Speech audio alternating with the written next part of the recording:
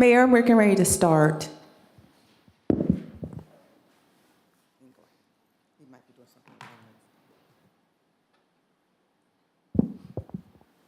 Should we just wait for him? Okay. All right. I would like to call our 2023 October Fall Planning Retreat meeting to order. I think we are all here. The roll call. John, you would like to make your opening comments, please?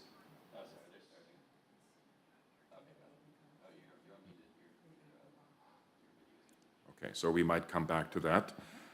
Community engagement, open discussion. Anybody from the community that would like to speak up? Right, please.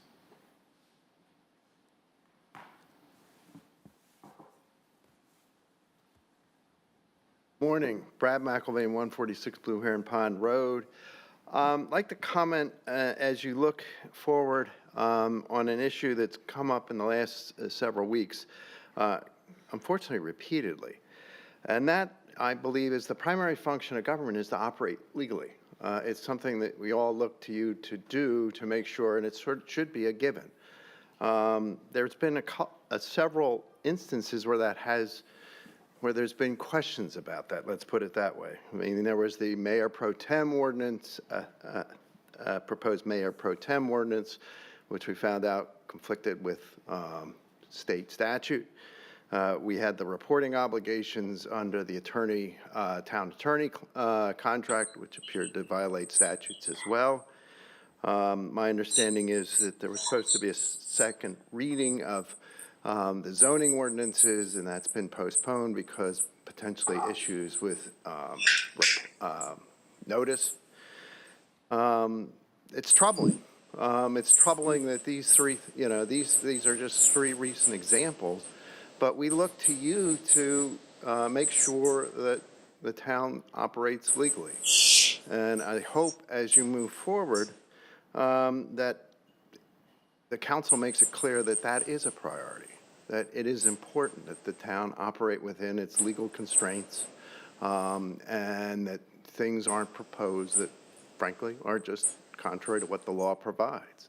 But that has to be made known by the council. It has to come down from the top. And I just hope that through this effort, that message gets through. Thank you. Thank you, Brad. Alex?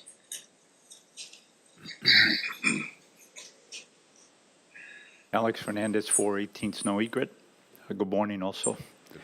I was at the Planning Commission meeting the other day, and I was pleased to see that on the agenda was the tree protection proposal or future ordinance. As you know, this has been in the works for quite a long time. I mentioned to the Planning Commission the conversation that I had back with Dr. Parker, where he said not to worry about it because it was a top priority, but that was close to 2 years ago, and we still don't have a tree protection ordinance. And I'm concerned, and I asked the Planning Commission to please put this on a fast track to get this done. Particularly, I'm concerned the fact that we have some major parcels to be developed. And if we don't get that tree ordinance done, they will not have to comply with any tree protection under the city guidelines. So I asked the council to please put a fast track on this tree ordinance to make sure that all those trees are protected. So thank you.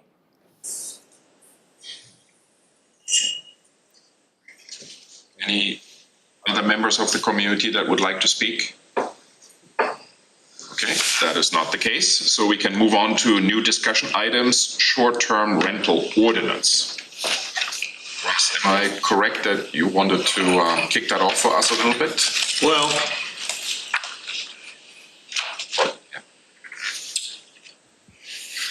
we have discussed the short-term rental issue for a while. The background is whether or not we want to continue to allow +2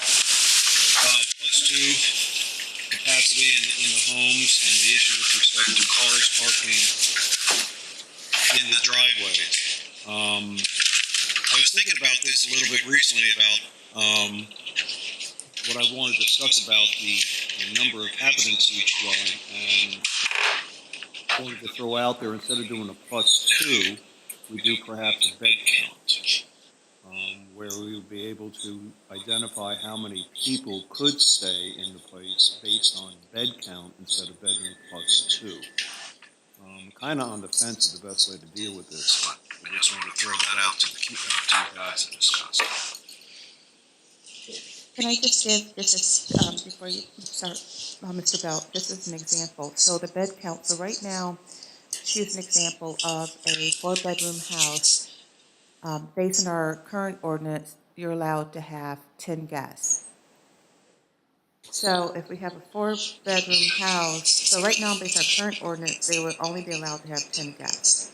If it's a four-bedroom house and say they have two double beds, and would they say that two people can sleep in each bed, so that's 4 per room times 4, so essentially, then would they, how will we be able to monitor that? Could they then say that they can get 16 people in there, or we're saying that, no, one bed, one person?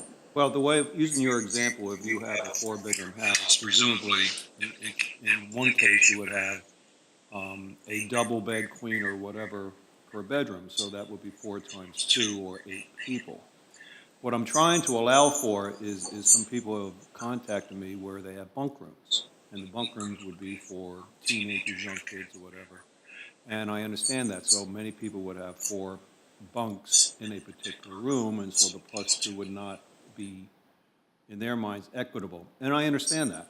So that's why I was thinking about just going to the number of bed spots as the number of, to equal the number of inhabitants. So if you have 3 king beds plus a 4-bed bunk room, then it would be 6 plus 4.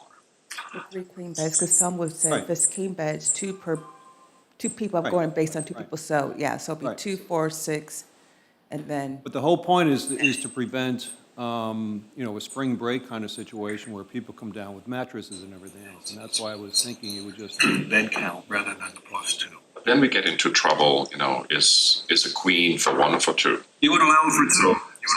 You get into these kind of weeds, and I don't see that as a weed, you just allow for 2. our main problem is the parking, right?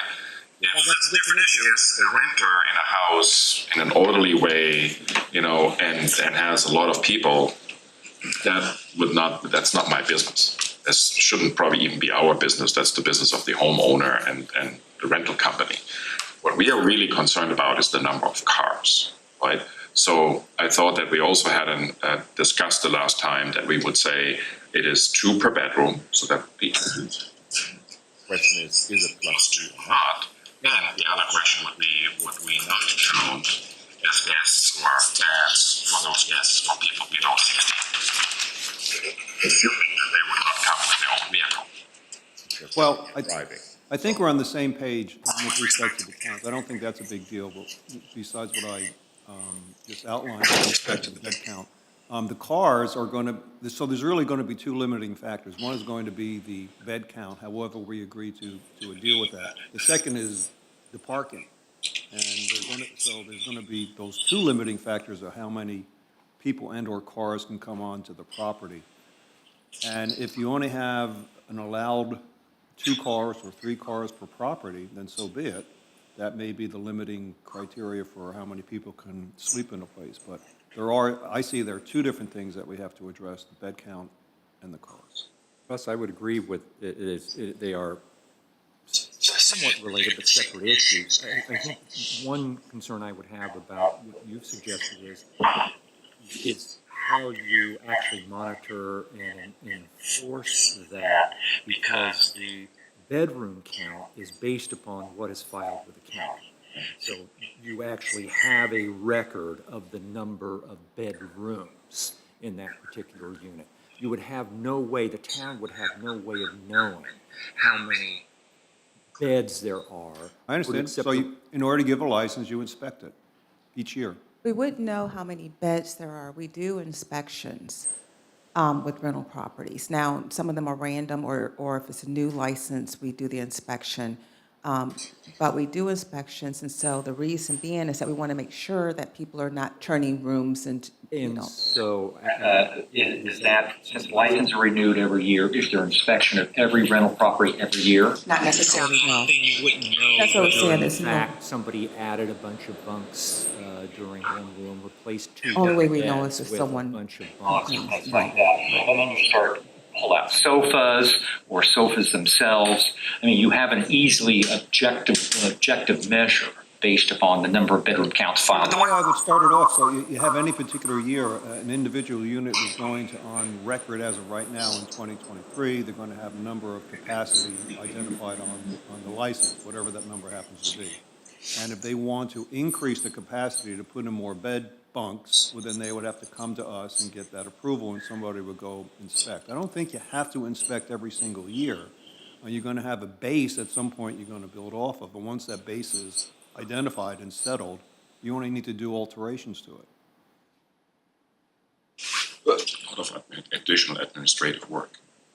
Perhaps in the beginning, but, well, let's go back for a minute. So right now, each unit has identified how many bed counts they have on the license. So for the first year, if they are. Bedrooms on the license. Bedrooms on the Yeah, license, bedrooms, not bed bedrooms, counts. right. So if they want to go above whatever that cited amount is, they would have to ask for an inspection, which would then have to identify, I have 6 bunks, not 4, whatever it happens to be. I don't think we have to inspect every year. Perhaps the first year when we're setting it up, that would require some additional efforts. But after that, it should just be when you want to change the amount. But what is your objective here? I want to limit, Want to I would increase the limit- number per house, or? no, it's because people have come to me, renters, homeowners who are renting, saying it's unfair to them to have, to eliminate the +2 because they have 4 bunks in a room. And I'm sensitive to that, because I understand that. So I was trying to address that comment to me. Why is, I guess, Russ, why is that unfair to them, since the same rules would apply to everybody? Because we were talking about eliminating the +2. So if you have. That would apply to Right, so if you have a 4-bunk room, you would only be allowed 2 people, instead of 4, 1 per bunk. You're making the choice to put in 4 bunk bedrooms, and that's certainly if you have family there, and that's how many you want to have, 20 family members. in there. I You're understand. more than you're more than able to do that. The issue is, do we want to exercise some control over rental activity and the number of renters that are in properties? Or do we simply say if somebody wants to put 6 bunks in every single room, then they can have 24, 30, 40 people in there, and that would be fine? In theory, what you're saying could happen, yes, but we would need to have. Exercise some sort of control. But I was just trying to be sensitive, as I said, for people who have 4 bunks, they would not be able to rent it out. Can I just add one thing, which in our ordinance, and I think this would address it, but also we can go in and probably fix a lot of this, because I'm not, the +2 we're doing, but on page 7, under max occupancy, I just caught something, and I'm sorry, I'm just now catching stuff telling you that. We already state that the max occupancy for all short-term rental properties is 2 occupants per code compliant bedroom. So in theory, nobody can put a 3-bedroom bunk or 4-bedroom, they can't put 4 beds in a room, because our current ordinance, which I'm sure our code enforcement people already make sure that they're in compliant, you can only have 2 people per bedroom max. So where's the +2 coming from? living room.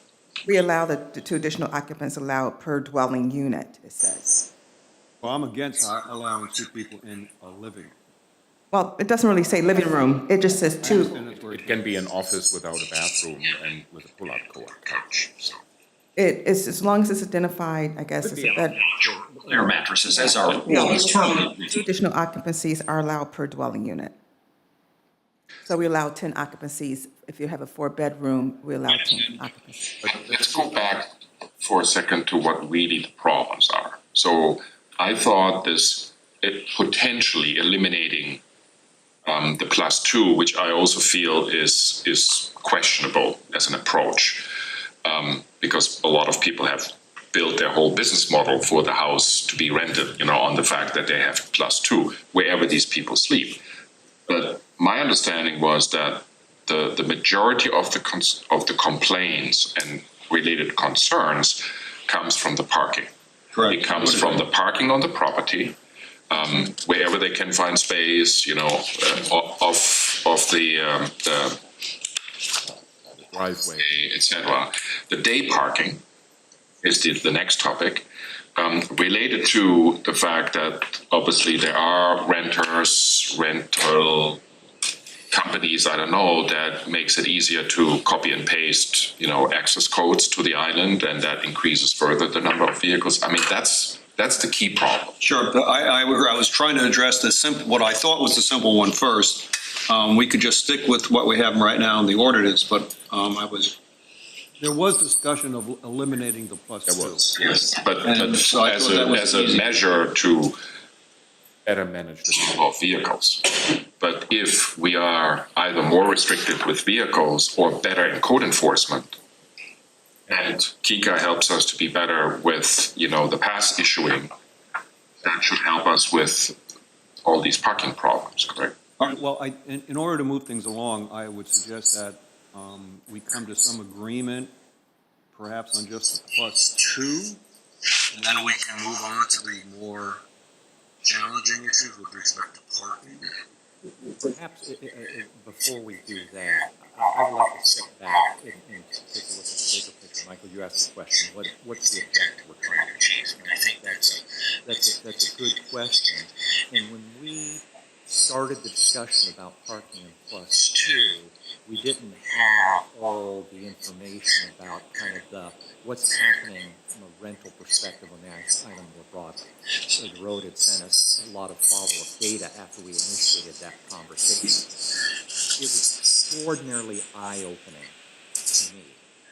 And it was information that I didn't appreciate beforehand and wasn't aware of in a couple of respects. One, the data that Dorota sent said there were 1,299 short-term rental licenses, which is about 30% of the dwelling unit count, which is a lot higher than many other resort communities. Maybe less than some, but others have imposed caps. But it's not an insignificant number, and it wasn't clear to me that was even counting Airbnb and VRBO. Because I just went on this morning on a random week in January on VRBO, and there were dozens. Yeah, it's January, so that's... My only point is, those were VRBO. I don't know if those have rental license or not. They should have it, yeah, because we check do that on a regular scraping all the basis. time. That was included in the 1,300.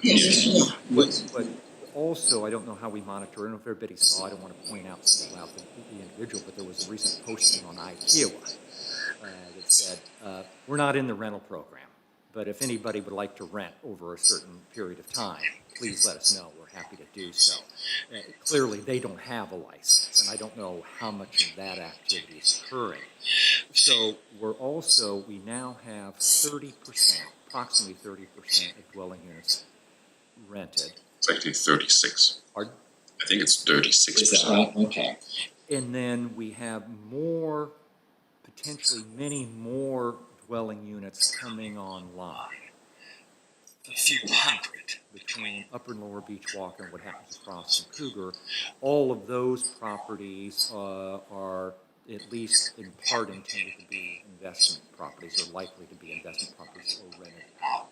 So there is going to be an increase in rental activity, perhaps an increase in the percentage of dwelling units that are rented. That's just one big picture issue. I don't know quite how to think about that or address that. It seems to present ongoing and likely growing challenges. Just to be fair, just because there's more rental units coming out on Beach Walker doesn't mean the percentage is going up, because the denominator in the equation will also go up. So you may have more rental units, but you may also have more, you will have more supply. What one could speculate is that, we don't know this, that all of the 200 or 300 units that the resort is likely to build across from Cougar will actually be owned by them and rented. rather than sold. What you might speculate, again, just speculation, that a higher percentage of the Beach walker. will be rental, since those aren't separate single-family dwelling units, than would otherwise be the case. I don't think those are going to be, But where are you going let's with not get this? into that. So I'm trying to figure out whether, the question we posed, and when we posed To Joe last time is, do we want to, as part of this review process, consider a cap on the number of short-term rentals? What I learned, and I didn't realize, is our cap isn't really a cap. It's only a cap in certain areas. I don't understand how the decision was made to only impose the cap on R1 and certain R2. I don't know who made the decision and on what basis to carve out some R2, not other R2, and no R3. That was a decision made at a point in time. Maybe it was a valid basis. I don't know if they talked to the various communities about whether they wanted to have caps or not, but maybe we should revisit and update that. Should that be looked at, not just R1, all R2, and whether some of that cap should apply to R3 or not. So those are the kinds of issues that... Yes, I understand where you're coming from, but the point is, if we make a change to this for existing properties, it means that we are putting residents at harm that have based their business model for purchasing a property on the fact of being allowed to rent. So if I own a condo in the Tennis Villa area or whatsoever, right? I'm R3, I have no restriction. I can rent under the license, that's the only restriction, but there's no cap on an R3 development like the tennis or villas. Right? That was probably even my only chance to purchase the property, to be able to rent. So you want to take that away from people? Can I just add a little bit of flavor to this discussion? So previous council, we went through a very long process where we talked with property management companies, owners that had rental properties were able to come in, talk to the real estate offices. It was a very robust conversation. What council decided at that time was that they did look at R1, so they had staff, we pulled information, reports, data. What they did, which you could consider if you want to do R3, is once we pulled information together in terms of the number of rental properties in R1 and then certain R2s, they decided to cap up. They said, okay, we want to put some sort of limit on the number of short-term rental licenses, but we don't want to impact any owners. We also added in here what's called provisional lot license, because we had some owners coming and saying, oh, well, I'm building a house, it may be an investment, because before they were looking at making it more restrictive. So we allow owners that if you want to get a provisional lot license, you can get that. And then that would give you so many years to build your property, and then essentially you would roll into getting that license, because people were concerned that once we put caps on there, everyone was going to gobble up licenses. That was going to be the case at first, but then we said that the licenses are non-transferable. So a lot of owners who was just going to get a license and hold on and said, well, there's no reason for us to do that. So the conversation today is if you all wanted to do the R3, you can have us go back and do another kind of scenario to let you know, based on the current licenses right now in R3, say that percentage is 30%. You all may say, okay, we don't want to, as Dr. H has said, we don't want to necessarily restrict those that may have, are thinking about it or maybe in the process of buying it. You guys can say, okay, if they're at 30 now, we're going to cap it at 35. So you're essentially not harming anyone.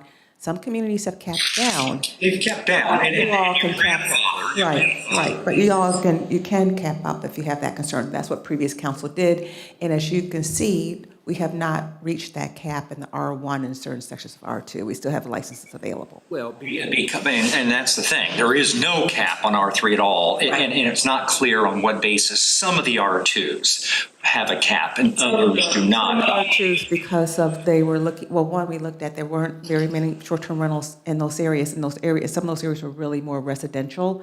They just had the zoning of R2, but they probably should have a zoning of R1. So they looked at that, and then for R3, they looked at the history of the island, design between, the certain gates. It was more resort, more people buying properties to put in short-term rentals. So they just felt at this time they did not want to address the R3 because they looked at essentially the character of the R3, where they were located, maybe the purpose. You have more families that may buy properties, and they're going to put it into short-term rentals, but they come here certain time. So they put all those factors in when they decided. And Michael, I appreciate, I wasn't suggesting that you take away any right, for lack of a better term, that somebody currently has. But if you cap down, if somebody sells a property or something like that, all of a sudden, that property would not necessarily be able to be. I would completely Brett. disagree. Yeah, it's the same thing because then you you're going to lower evaluate. you're going to impact the cost of the properties. You would, that is even worse, Brad, because that would mean that if I have a condo that I've been renting so far, and now I want to sell or need to sell or whatsoever, my value of this property goes down if the buyer Actually, cannot empirical rent. evidence is the other way, and that's exactly the analysis that, for example, Riverview went through, because it was asserted, and we actually did all the available evidence. Riverview is R1. No, it's R2.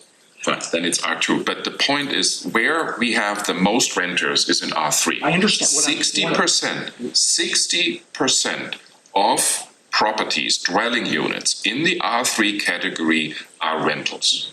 I understand that. And there are no limitations. I understand If that. we start to pampering around with this, we are, putting our hands into the pocket of our residents, and I'm absolutely against that. But the point is, so I think I start to understand where you're getting from. So what you actually want, Brad, then let's speak that clearly, is that every new development, Upper, Lower Beachwalker, the resort property, etc., that's where you really want to cap. Is that what you're arguing about? What I'm posing is whether it would be appropriate, as we are doing now, to single out particular areas for separate caps, or do we want to consider an overall cap for the island? Do we care if it's 36% now and it goes to 40 or 45? Maybe you don't. I do have some concerns about that. And so, that's the question I'm posing, Michael, is do we want to, as other communities like Sullivan's Island and Folly Beach and others have done. So then let's focus our discussion. Okay, how are we going to, do we need to handle new properties that are not online yet, let's say that are not been rented yet, that haven't probably been sold yet, okay? Which means we are basically talking about Upper Beachwalker parcels, Lower Beachwalker parcels, and then the parcel across the clubhouse and whatever the resort might think about, in the East Village area. Or East Beach area. So let's focus on those four. Okay. So your question basically is, should we impose a limit? Or let's say, just as an example, for those four big areas, should we impose a short-term rental limit for those areas? That's the key question that I think we want to discuss. Going backwards, again, I own, a condo, I don't, but I own a condo in a tennis club village. I don't want, myself to be restricted if I'm renting out, right? That would be not fair to me as the hypothetical homeowner. I think it's not fair to any resident or homeowner on this island. But those four, I think, is a topic we can debate, because we are not downsizing anything. We are not changing, anybody's business model because nobody has bought yet. The only thing, though, it would change is probably the business model for the developer, right? Because if he can only rent out, let's say, 50% of his building on Upper Beachwalker, for example, that might change the valuation of his condos that he's trying to sell, right? So that's what let's focus on that. But we still need to come back to the parking issue. We can do this now, or we can do this afterwards, but that's fine. But I think That's really the discussion that we should have. Well, Do we think we should impose a limitation For short-term rental on these properties that are to be developed. Of the ones remaining to be developed, well, there's two things. One point I did want to bring out is right now, is my understanding, each rental property does have a limit to how many vehicles they're allowed to park on the property. Is that correct? Yes, and it needs to be advertised. Right. Well, that limit is and- determined by the applicant I understand. But what my point was that, And is confirmed by the inspector. and confirmed by our code enforcement Because there are department. clear rules, Right. you know, in terms of the size of the driveway. If you have a house, which is often the case in, what is that, Atlantic Beach? Yeah. Atlantic Beach, which has the Well, homes are sizable, right? But there are only two cars to them. Right. So they might have 8 people by bedroom count, Right. right? But not more than 2 vehicles. And that's huge. oh, it is. So, but what I wanted to make sure as a basis, you know, like an engineering equation, we're going through the givens. So one of the givens is right now, every property that has a business license already has a definable number of cars that are allowed. that exists. Right. It seems to be, you can. add to one of the other issues is that it's for overnight parking. Yes, and I just was going to go there, thank you. So I was going to say that the defined quantity of cars that are allowed on the property is only for nighttime, and you can park on the street additional numbers. So I'm just Giving out the foundation. So a subset of one of the things we need to discuss is, number one, are we okay with allowing additional cars during the day? We'll get into the nighttime in a minute. Are we okay with additional cars parking on the roads during the day? It's really a rhetorical question. We have to be concerned about emergency access, though. Well, And- and just one thing I would observe, Russ, is that we could restrict, but even if we don't, that's, I would argue, more of a KICA issue, private roads, because KICA can impose, and I believe they do have parking restrictions on. All right, so who would then, hypothetically, you have a party, overnight only, but KICA has the ability to impose rules and regulations. they do, but hypothetically, I just want to throw out there, so, you know, John Doe has a party at his house, and he has 20 cars parked in the roadway such that an emergency vehicle can't get by. Who's responsible for, you know, KICA or the town? Daytime's Kika. daytime is KICA? Nighttime too. KICA. The town can impose its own requirements. KICA can impose, if it chooses to do so, even more restrictive requirements. All right, so staying on the subset of daytime parking in the streets, I don't recall reading anything in our ordinances restricting. There's not with regards to it. We're just, Daytime. and one of the things too is that, just sticking to short-term rentals, our ordinance only restricts based on overnight parking. Yes, no, I understand, so I. But as I nothing said, for- as no, I said, the nothing subset. for- So I think, what I'm thinking is we want to create an ordinance for daytime parking. It may be a common sense kind of thing, that why would you need to have an ordinance to make sure you can have emergency access, but it seems like we do. In ours, and for daytime parking for us, I would think that our ordinance is not really talking about the restrictions of parking on the road. Ours would just be the number of vehicles allowed at that rental unit 24/7. So if on their application, they state that they can only 4 cars can essentially be parked there overnight, then we essentially carry that over to No, I know, daytime I as know. well. So So I- we're just still only talking about on the property, I not. understand, but this is a subset, as I said.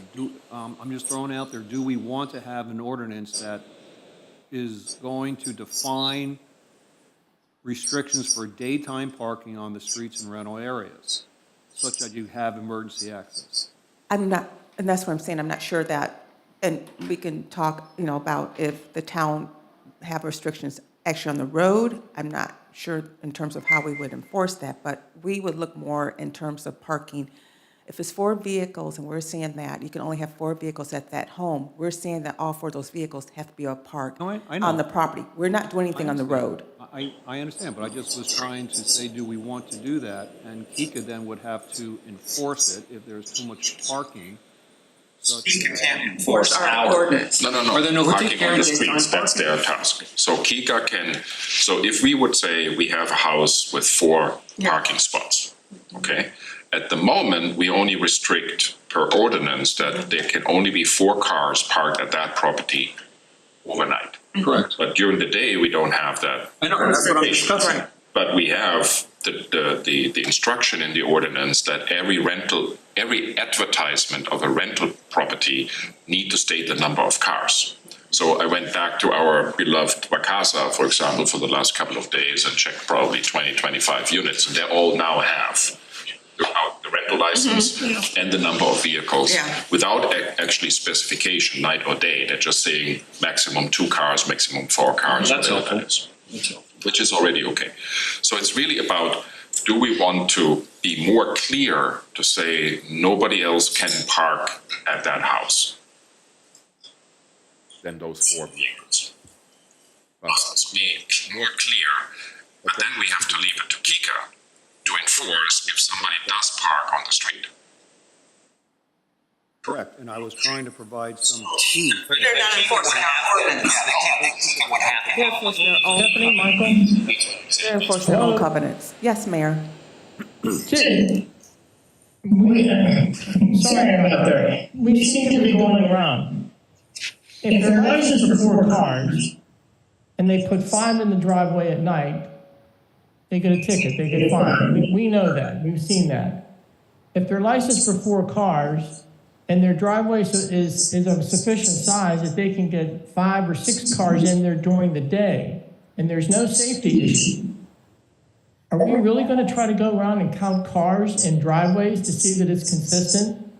The issue is one of safety. And the safety comes into play if they're out on the street. And if they're out on the street, the association is really absorbs that responsibility. They ticket them. So I'm not certain that, I think we're covered in both ways. I can't imagine we want to count cars and driveways. The driveways typically aren't large enough to handle an overflow of parking. They start to get into the sidewalk or outside. That's where our guys pick up the code violation. I mean, I know the association will ticket them. They'll ticket it right out in front of my house here. I can look down there and see them. You know, they're parked in the street. They'll get a warning or a citation or whatever, and then ultimately they'll get a ticket. So I'm not sure we have an involvement here.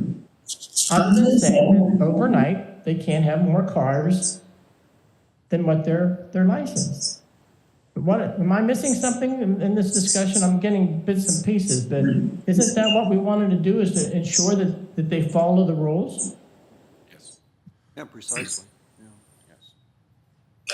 One, I'm not quite sure, maybe this is covered by the way that the advertisement's made. One thing that's come up, certainly had come up in Riverview, so I can't speak to others, is the owners use the property 20% of the time. Owners use the property 20% of the time. They rent it out the rest of the time.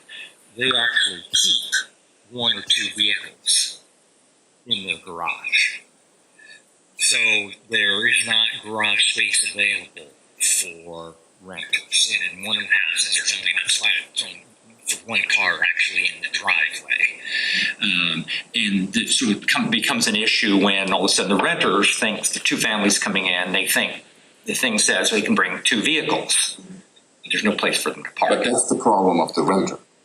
Because he would then need to advertise that although he can park 4, he's occupying 2 of them himself, so he can only advertise 2. Correct. Okay. That's the renter's, responsibility, and if he is not doing it or following these rules, then he gets a citation. I think the real problem is the enforcement. Right? Because if I'm trying to rent, I have all the information I need. If I follow it or not is the question. right? So it's really about the enforcement for day and nighttime safety that we need. Yeah, and I know, yeah, and I think our evening, for the most part, I think we're getting people more compliant. I'm hearing a lot more in the daytime, because even now with the resort and some of our other property management companies, if owners are needing to come in with more vehicles, the resort now allows for overflow parking in their particular facility. So we're starting to get a handle on too many vehicles parked overnight. Now, granted, we've had discussions before that renters are calling in guest pass, and so sometimes we're having people come, we're having more people potentially staying in units than what's allowed. So those are all other issues. But I think from the overnight parking standpoint, I'm thinking that a lot of that is kind of addressing itself. Which would explain why our violations basically went down by 50% over a 3-year period. Mm-hmm. And interesting enough, across the board. So it's all the property. all the rental companies, at least that I'm looking at, the violations we had in 2020 versus 2022, we don't have 23 yet, but that seems to be even better, really went down almost everywhere by at least 50%, if not more. So we seem to be doing a better job in enforcing, together with Kika, of course. Right? Although those numbers are then only nighttime parking violations. Those are just our ordinance. Just our violations. ordinance Yeah. and our, it's not. And there is still, I think, some confusion in the community as to who to call about violations. Whether it's parking, whether it's bike or beach paraphernalia, whether it's owls over the, I suspect the inclination of most people is to call Kika rather than go online and fill out something in the town We're now starting, I think now, I would say that, yes, it was probably higher, probably 3 years or so ago, but I think now we're getting, people now kind of know our email address, they know the telephone number, so we're now starting to get more, and then plus our guides are out at night, so they're catching a lot of stuff, so we're not getting as much confusion anymore like we did probably 3 years ago.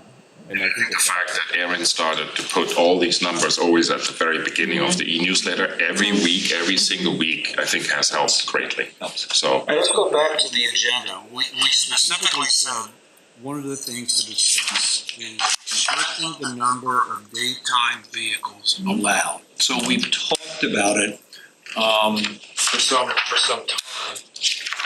Is that something we want to do? Thumbs up, thumbs down.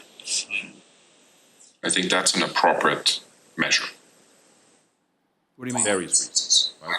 From safety to noise, just to limit the number of vehicles also during the daytime. I think I would be in favor of that. To be a devil's advocate, only to be a devil's advocate, just so we can, I'm not saying I'm for it or not, just from an advocacy perspective. Somebody's going to have a wedding on the island, and cars will be parking at the sanctuary because some people are in the hotel and some are going to be at a house, and the people in the house are going to have those in the sanctuary over for a cocktail hour before or after the wedding. That probably does happen. Do we want to limit that? Yes or no? And again, it's just a rhetorical question. I'm not sure what we should or should not do, but I just want to make sure we're covering all potential angles. And I'd also play devil's advocate. It may sound contradictory to what I was conveying before, but what's the rationale if it's a safety-related issue, an access issue? How does that differ from a short-term rental property versus a property owner hosting a big party and having 20 vehicles clogging up the street?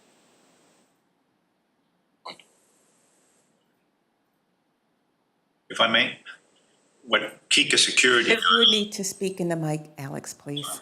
Thank you. In that case, what Kika Security does when they travel around the island and they find that our cars are parked on both sides of the street, then they assure that they move so they're only on one side of the street so an emergency vehicle can get through. Okay, that I know we do. Okay, most of the the compliance is overnight is really where the problem is, where people leave their cars on the road. I know that nearby my home, there's a rental property, very large rental property, and people tend to leave their cars outside overnight, and they constantly are told, you got to park. They don't want to park in the driveway because then they got to back up to each other, and then somebody's got to move the car in order for the other one to move. So they want to make it easy themselves, and they park on the street. And we know that that's not right. You know, it's an emergency issue there because of the darkness. You don't want to leave cars on the road. So I know that Kika does, and I've seen it happen more often because we get emails from homeowners saying, please give me a free pass this one time. Give me a warning instead of, I've seen that happen more often lately. So we seem to be out there more now. Okay. Okay, so just to try to move the agenda along, I think we have protocols in place based on what Mr. Fernandez just said to deal with too many daytime cars parking on the road. So I'm thinking we don't need to. People park dangerously. Yes, so what I'm hearing then is we don't have to address that as the town council because Kika already has it taken care of. Do we agree? I mean, I can go either way on this. It seems like there's something in place. If Michael hit the nail on the head. Overall, the issue is, there are some issues with the ordinances drafted, and one is who's ultimately responsible, the property management company or the owner, and what are the consequences of that. We talked about it a little more. But by and large, it is enforcement, and we both, Kika and the town, get better with regard to enforcing existing ordinances. A lot of the issues that have been identified would be mitigated. Okay, so perhaps we should put on the license the restriction of parking on only one side of the street, so they're aware of it. That is an easy. Yeah, we can't do anything on the street. So are you talking about, because in our ordinance, we already talk about vehicles must be parked in a manner that permits the free passage of emergency vehicles. I know, but renters don't overnight need that. parking. Renters aren't going to see that. Yeah, but we can find them. This is in the driveway. So we state that overnight parking in driveways must allow emergency vehicles. I know you're talking about the road, but the road is not for, That's differently what we could do though, but question. So we currently require a renter, respectively the property manager, to advertise the business license number and the number of vehicles that are allowed to park. Correct. Right? So can we also require that in that advertisement of Vacasa or ESPN or wherever does all of this, or VRBO, to also clearly state the minimum safety requirements, for example, to say, please observe the following rules of our homeowners association A, B, C, D. For example, only parking on one side of the street. Put it on the license. Blah, blah, blah. So that they would need to advertise That portion of information that is really safety related. Access for fire trucks, EMS, etc. topics. then we would have put another building block into potential. Conflicts right there. I'm for that. Does that make sense? Mayor? I think I'd be happy to have that be part of the ordinance. The only question I would pose is, can we require somebody to comply with private regulations and restrictions? And if they don't do so, can we enforce? we wouldn't be enforcing anything. We would just essentially probably add it on there, and I would talk with Joe. It may be just adding our license as either a courtesy, or we can require them to do that, but if they don't follow it, there's nothing that we can do. Please advertise, right? Please advertise these safety regulations. That should be okay. Yeah, I don't think I can find a citation for that, but because I believe like Acre Ellis right now, I think on their contracts, they have our rules, they have Kiko rules on there. We don't require them to put Kikos, but they do. So yeah, I'll talk with that's buried, when you go to these advertisements, that's really either buried very deep in the scrolling, or you really only get it after you rent it. Right, but I think if you're asking you know, and again, we have to look and check with Joe. If you're asking, if we put this in our ordinance and then we are listing Kika's rules, it makes sound like we're enforcing it, which we don't, because ultimately, if we list it, we're just stating it, but, Well, we are not even stating it. We only require the renter to state it. right, so you're not, so in here, we'll have to figure out how to do the language in our own ordinance, because what we don't want is if a homeowner picks this up, they contact us and they say, Stephanie, it's in you guys' ordinance, you need to enforce it, and I would say, no, we can't, we just put it in there as a courtesy. I'm sure there's language.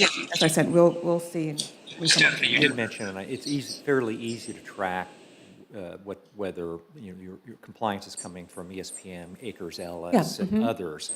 How do we track whether the appropriate information is being provided in advertisements for VRBO and Airbnb, since there are dozens or hundreds of those? So a number of the, well, one, we have Janice, that she scrapes it, but I will also add that even though you may see properties on VRBO and others, a lot of Times that, they are doubled. a lot of them are doubled, so a lot of owners are going through themselves, but they also go through the property management company. So a lot of times it's just duplicities, yeah. All right, so let's move along then. This is a task for staff. Yes. To come back with a proposal how to do this. Right. This would mitigate, this would help us to further mitigate, you know, daytime vehicle topics, parking topics. I'm all for it. Safety topics.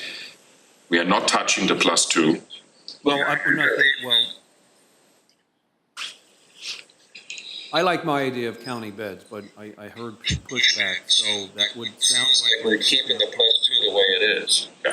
Personally, I just don't like, I don't like allowing people sleeping in the living rooms, but that's why I went to a bed count. I think that's. But if you guys are voting me down, then that's the way it is. I think that would, going too far, if I would be a renter, I don't want to count Separate, you know, administrative burdens and compliance issues. All right, the third bullet under short-term rental ordinances. That's in certain communities. I'm okay with that. So let's go back to what Brad suggested, right? Do we want to put a cap in place for those properties that have not yet come online? Yeah, just for the ones not yet online, I'm okay with. I didn't mean to imply that I would do that. I mean, you're not, as you know, you're not undermining anybody's already existing, you know, they bought and bought investment property under the assumption that they could rent. Now, The law does, there are instances in which those changes are made, notwithstanding that, but I understand that there is a point of view, and I'm a property rights guy, that you don't want to take away those rights. But if you know going in, just like somebody at the purchase of At the Cape, you know, they know that no short-term rentals are allowed. It has to be 45 days. they know that going in. Well, so the Cape, I think, is already sold out. So those owners, those investors, you're saying you would, so They bought knowing that they can potentially have short-term rentals. Oh, that they They cannot. Because it's already restricted. Yeah, well, that was either the That was developer's decision or the HOA's decision. I don't But know. it's one and the same. The HOA is just the developer. Yeah, at the moment, yes, yes. Yeah. Okay. Okay, so you guys would like staff to go back and look at cap restrictions in, well, if we say R3 zones, but are we then just listing certain developments? Because if you say R3 zones, Well, we can say, then, Let's say in new R3 development areas that have not been developed yet. Where no construction has started, where no advertisement has started. Right. I mean, You could put a cap in it if you want. yeah, that's kind of, we'll have to figure out how that language, because it'd be kind of weird to say the new R3 developed, because what about if there's some areas that redevelop and they're R3? Well, say we have one of the regimes that for whatever reason is destroyed, they have to redevelop, and they're currently zone R3.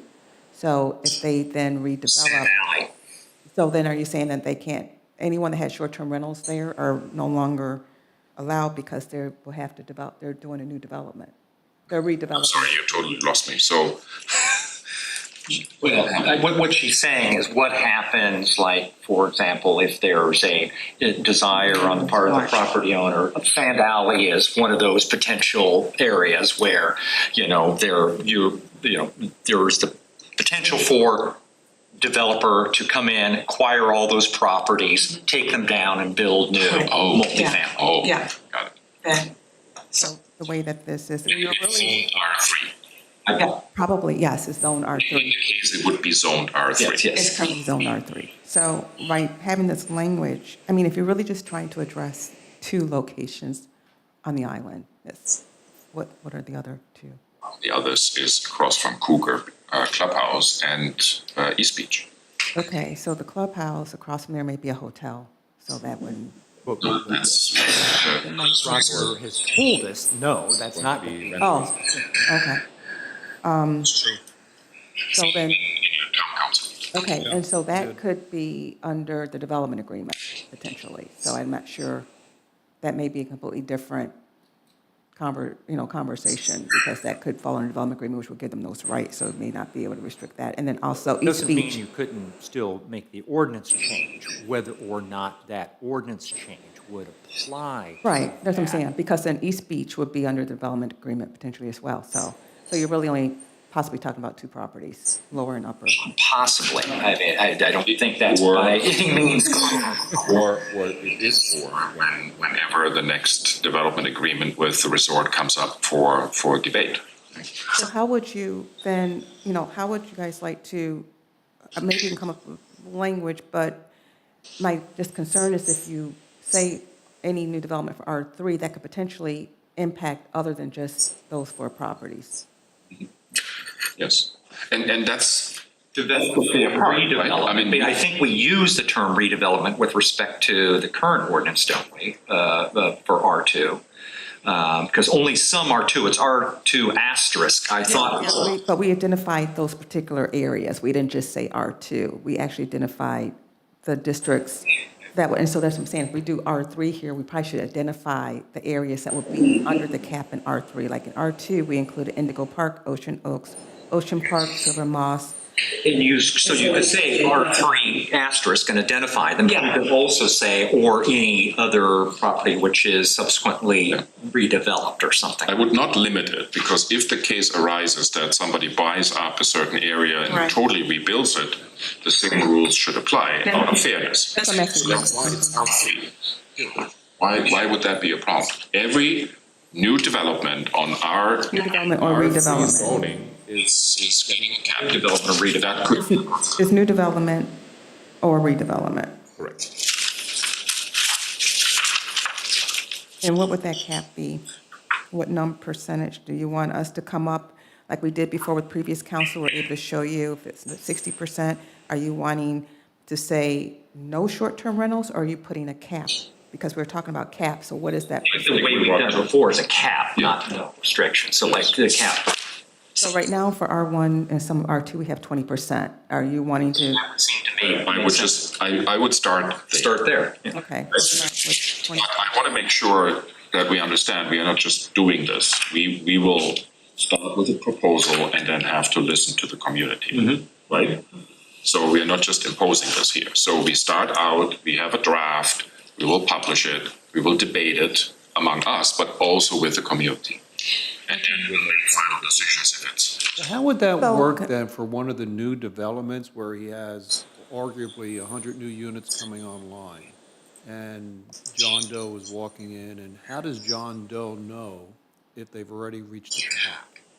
Well, that's the responsibility of the developer/real estate agent. That would be true. I mean, a lot of communities and jurisdictions have caps. And they have island-wide or community-wide caps. That's, you just figure out where you are in the queue and if you have entitlement to a license or not, if you can get a license. So you think that information would be available when a prospective buyer comes walking? Or the developer decides to say certain buildings can have short-term, That and makes other sense. buildings on my development cannot. That makes it easy. So I think And that's, think about it currently as it is today, we have caps in certain R1, R2. The real estate office knows our ordinance, they typically tell people, so the word gets around. I would just ask though, so on our current ordinance, we have caps in R1, certain sections of R2. Currently, we have no caps in other R2s, and you're wanting to, and no caps in R3. So you all are wanting us to essentially skip the all other R2s?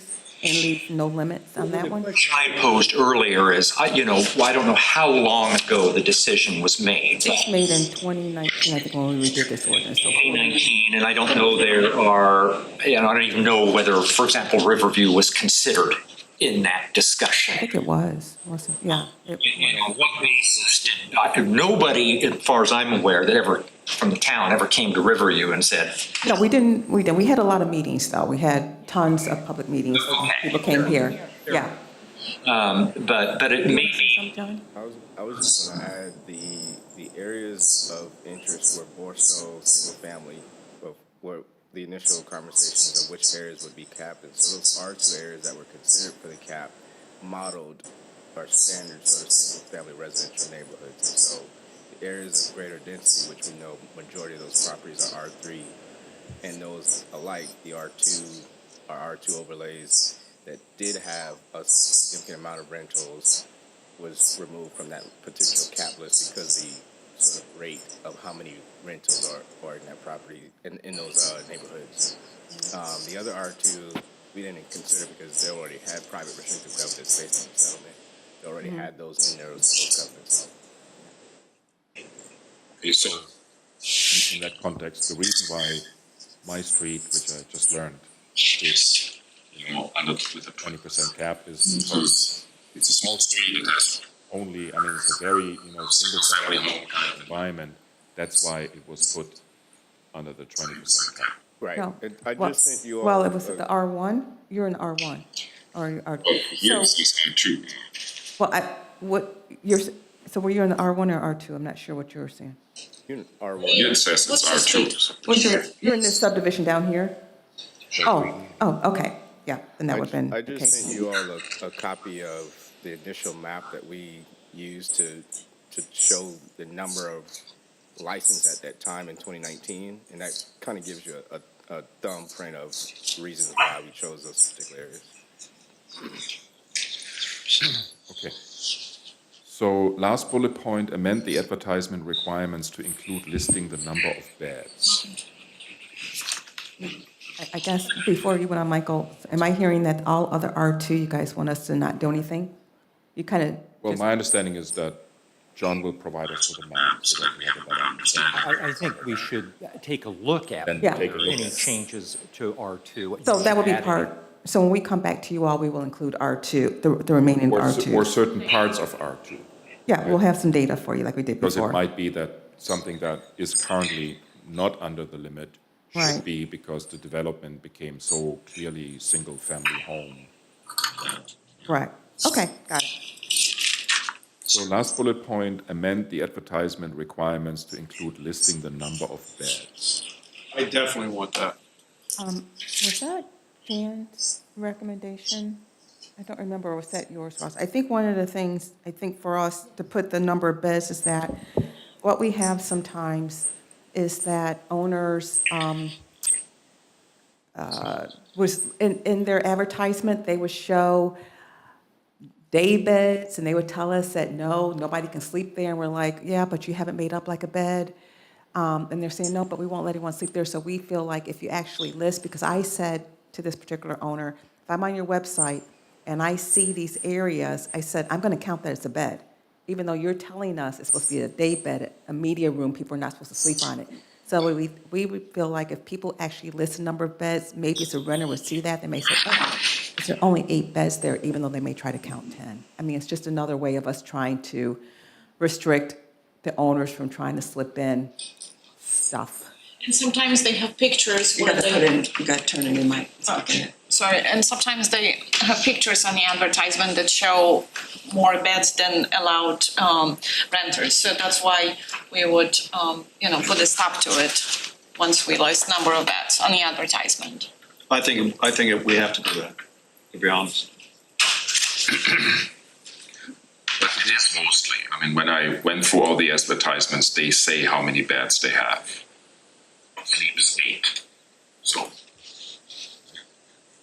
They say, don't tell you how many beds, they're just telling you how many people will sleep. Sleeping 8 is, that's. I think we should identify a number of beds. I think that's reasonable. Don't you think, right? Okay, great. we will come back to you all with some recommendations. If it's not the December, we'll try to shoot for something by the December meeting. So I have 3 more topics that are not listed here, but are related to short-term rentals. So first question would be, if I remember correctly, we have several wordings in the ordinances where I think it's unclear because it says the renter, the owner of the property, or his management company has this and this responsibility. Sometimes I think there's even and, or no, there's an or. Which, shouldn't we change that to and? to make really the homeowner more responsible for these things? There's certain, Advertisement is one example. we can go through and look and see. As one, I was just looking at page 7, this was just local contact. It would make sense to have the or there because we require someone to be available within 2 hours and the owner may not, so we have to. But when it comes to, for example, things like advertisement or business license renewal, etc., right? I think those are the places where we currently have an or. So the question to me would be, is this something we want to change to an and? Just to bind the homeowner, more into his responsibility, not just to say, well, I have a property management company. I'm asking, if that would make sense for you to look at. Yeah, I'm okay. We can take a look at that. As one example on page 2, under section 14.502, we say the owner or the authorized agent on behalf of the owner. We can just say an owner and authorized agent is required to obtain an annual Class 7. Some of the owners may not have an authorized agent. That's just some of the things. Some of the owners may act on their own, and some may actually have an authorized agent. So we can look at the sections that make sense.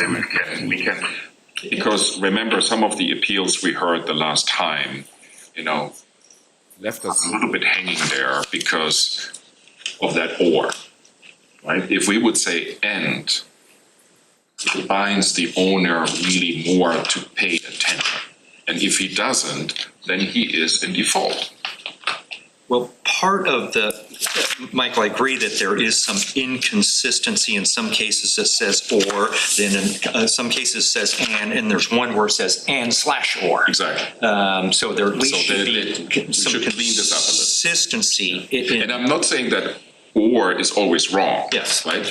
But I think we want to be, but my intention is to make sure that the renter understands he has an equal share of responsibility and cannot push everything to his management company. I think that's what is important. I wanted to bring this to your attention. Okay. It does get to, related to that, what are the consequences? We still, right now, this is focused, at least the short-term rental ordinance is focused on revoking the license for the particular property. It doesn't really address, the property management company may be jointly and severally liable for any fine that is imposed under our ordinance. But this ordinance itself doesn't provide any consequence other than a monetary fine for a property management company that isn't following all our advertising guidelines. As we discussed last time, you could arguably address that through the business license ordinances and provisions. The question is, do we want to think about actually putting a property management company at risk for losing its business license as a result of mistakes? Which is exactly my next point. And I want to add to this. For example, when I looked at the violations over the last 3 years by rental management company, okay, it is very, very interesting to look at the ratios. Okay, means how many properties they manage and how many violations are under their name, right? So the best performing rental company,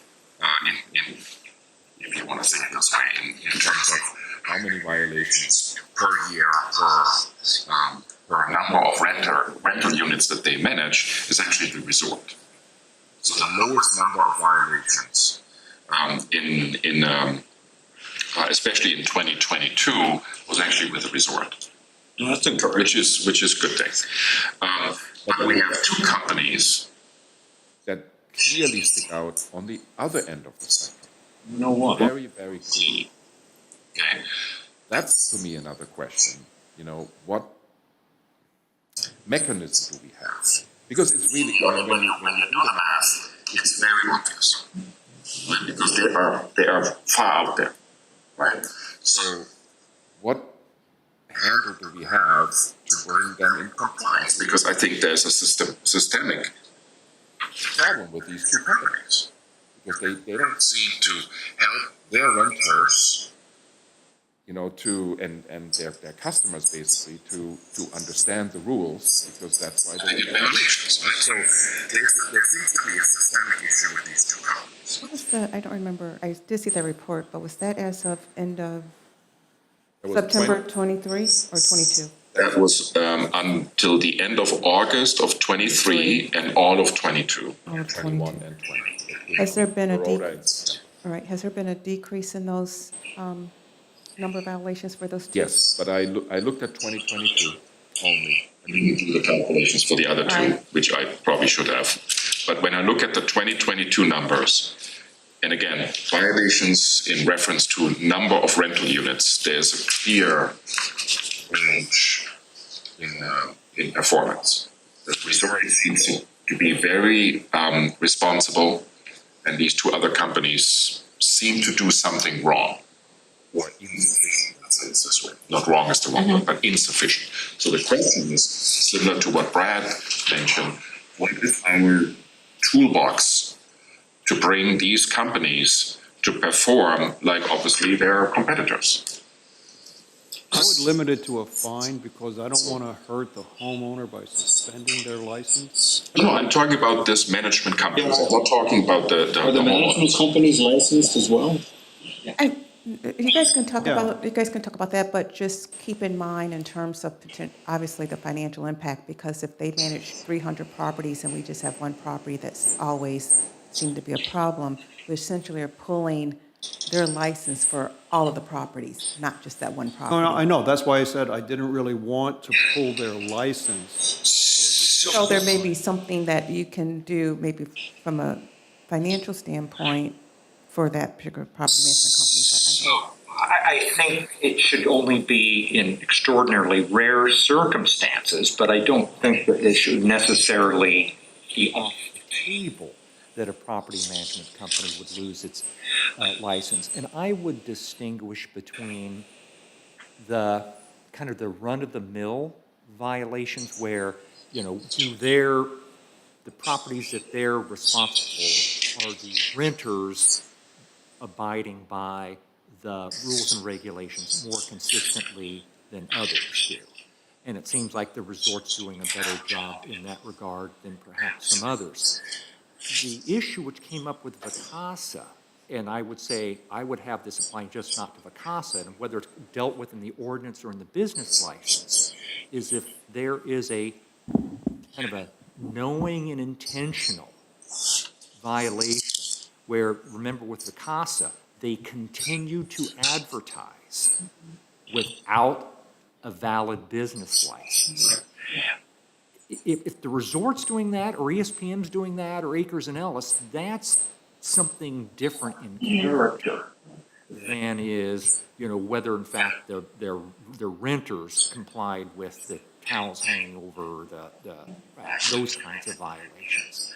So I don't know, that at some point in time, there has to be some consequence for any property management company that engages in, for lack of a better term, a kind of egregious conduct in flouting our rules and regulations. And I think they should be at risk of potentially. Yes, and I would agree. Yeah, I would agree they should be at risk. I would agree with that.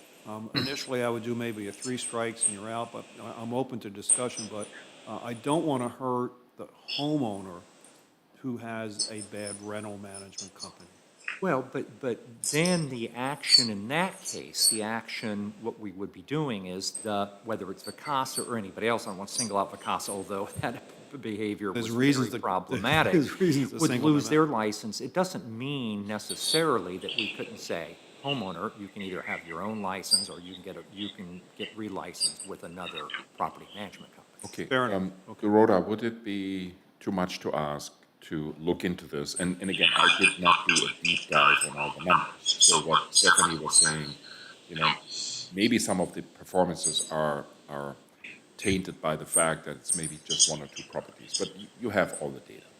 Look at this and maybe come back to us with a proposal, how we can, bring or help these rental management companies to perform better and more Okay. responsible. Just provide me the data, because Joe and I would have to come up with the proposal. And I think we need to take a look at. And one of the things I would add to, in a lot of this discussion, one of the things we're cleaning up the language, we may change it to "and." So if we change it to "and," the homeowner is just as responsible as the property management company.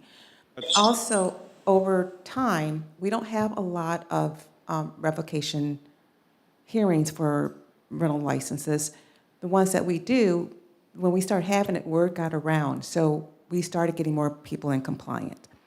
So I think, like, for instance, as an example, with the last one, the owner said he didn't know, word got around.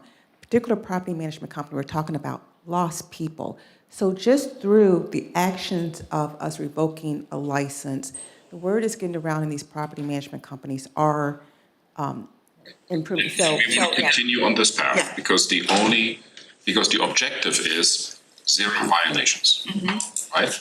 We have improved significantly, as I mentioned earlier, but we still have a little bit of way to go. So let's see what Dorota can come up with in a reasonable sense, and then we look at it and debate it and make a decision. Okay, fine. I just want to point out, Stephanie, that there seems to be, maybe I'm reading this incorrectly, not so much inconsistency, but I don't understand what you 14,509. 14,509. Very end, revocation. Right. The paragraph 1 says, the failure of a rental business licensee to comply with any section of this ordinance shall constitute grounds for suspension or revocation, which would seem to be any violation, which would be just one.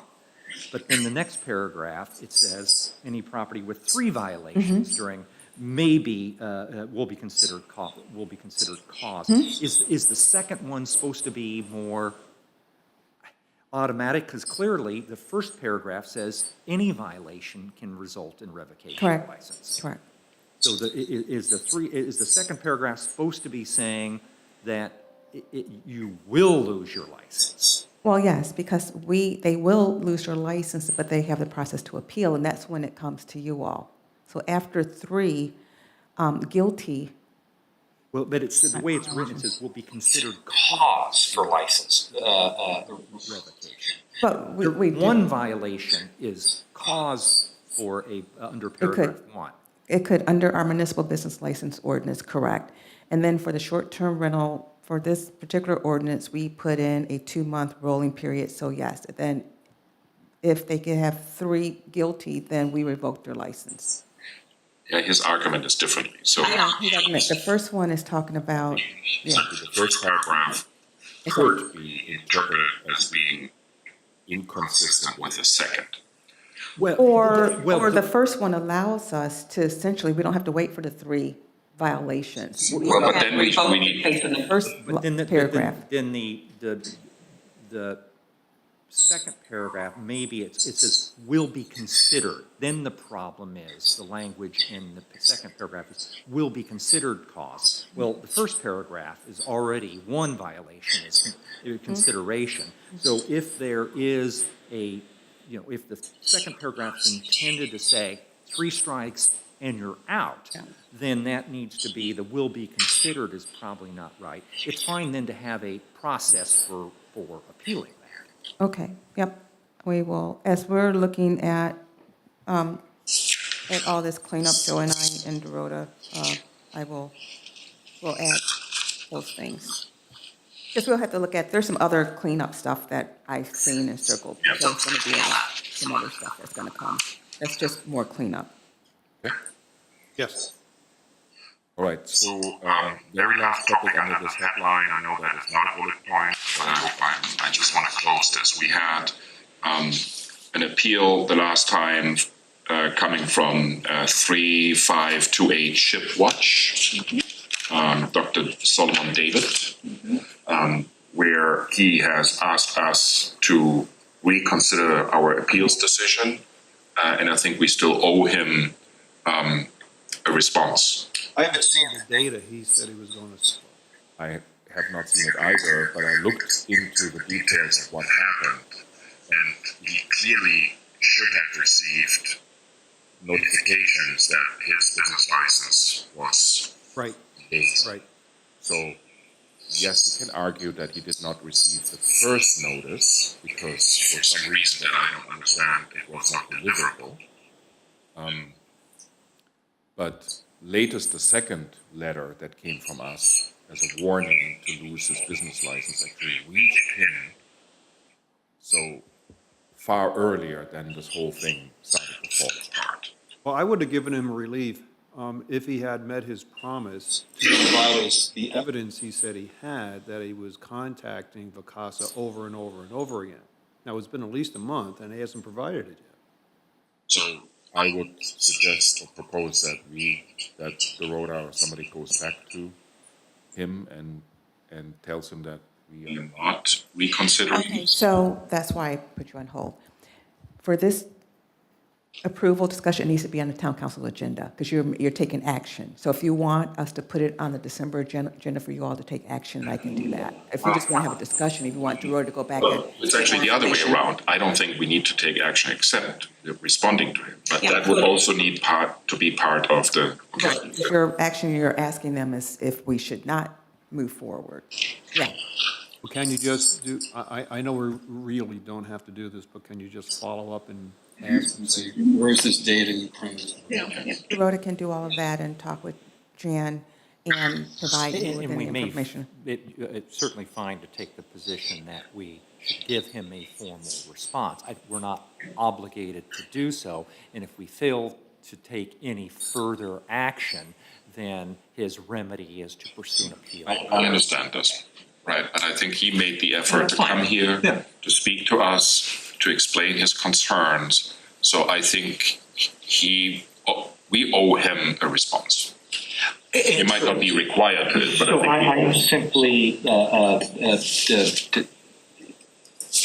I don't disagree, but the question is that a formal council, is it necessary, I'm just posing the question, for the council to affirmatively take action, or for staff to simply say the council declined to take action? We can state that you decline to take action, but you can't vote on that. We're just going to make the assumption that you declined to take action.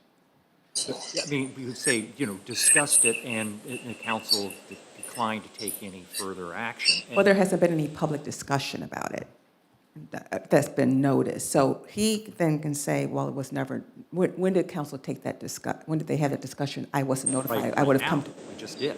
But it wasn't on the agenda. He would have wanted to come to that. If you guys, because you guys are making, you're making a decision. Required to, we are to take affirmative action, but if we simply, I'm just posing a question. The status quo is he came and talked to us, and if we don't do anything, then staff can get back and say, council isn't taking any further, Yeah. isn't putting it on the agenda. Right. Is determined not to add anything to the agenda regarding this, then his remedy is what his remedy is under current law. I'm not saying that's the path we should go. I'm just posing that is that.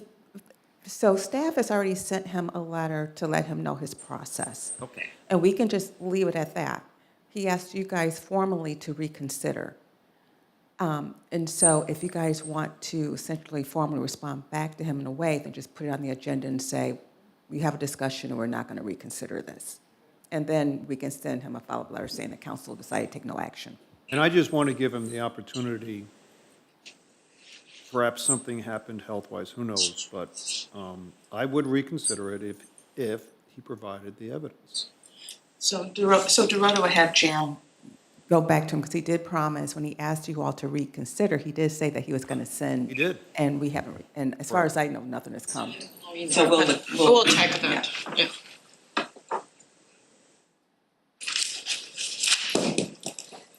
Okay. Those are my additional topics, just to close the loop. Right. I would propose a 5 minutes technical break, if that's okay with everybody. I was going to take one regardless. Exactly, so let's do this and then continue with the traffic mitigation, if that's okay. So moved. Okay. Good discussion, guys. Good discussion.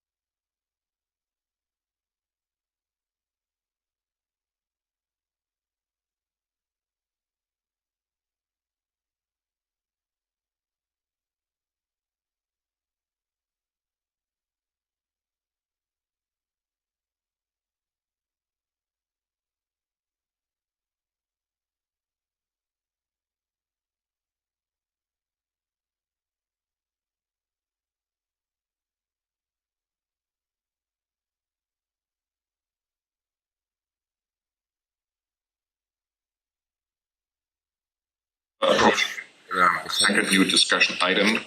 discussion of the traffic mitigation proposal presented by me in the July Town Council meeting. So you will hopefully remember my attempt to focus more on traffic already today. I mean, we are talking a lot about traffic when it comes to these new developments and all these dwelling units that are going to come online.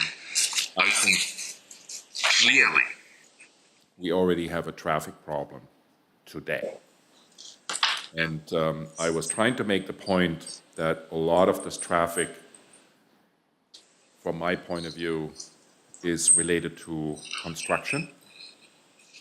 When you look at what comes against you when you're leaving the island in the morning or just driving, on Governor's or Kiowa Island Parkway, I personally feel that the large percentage of vehicles that come in the opposite directions onto the island are contractors. Contractors for construction, for services, of course.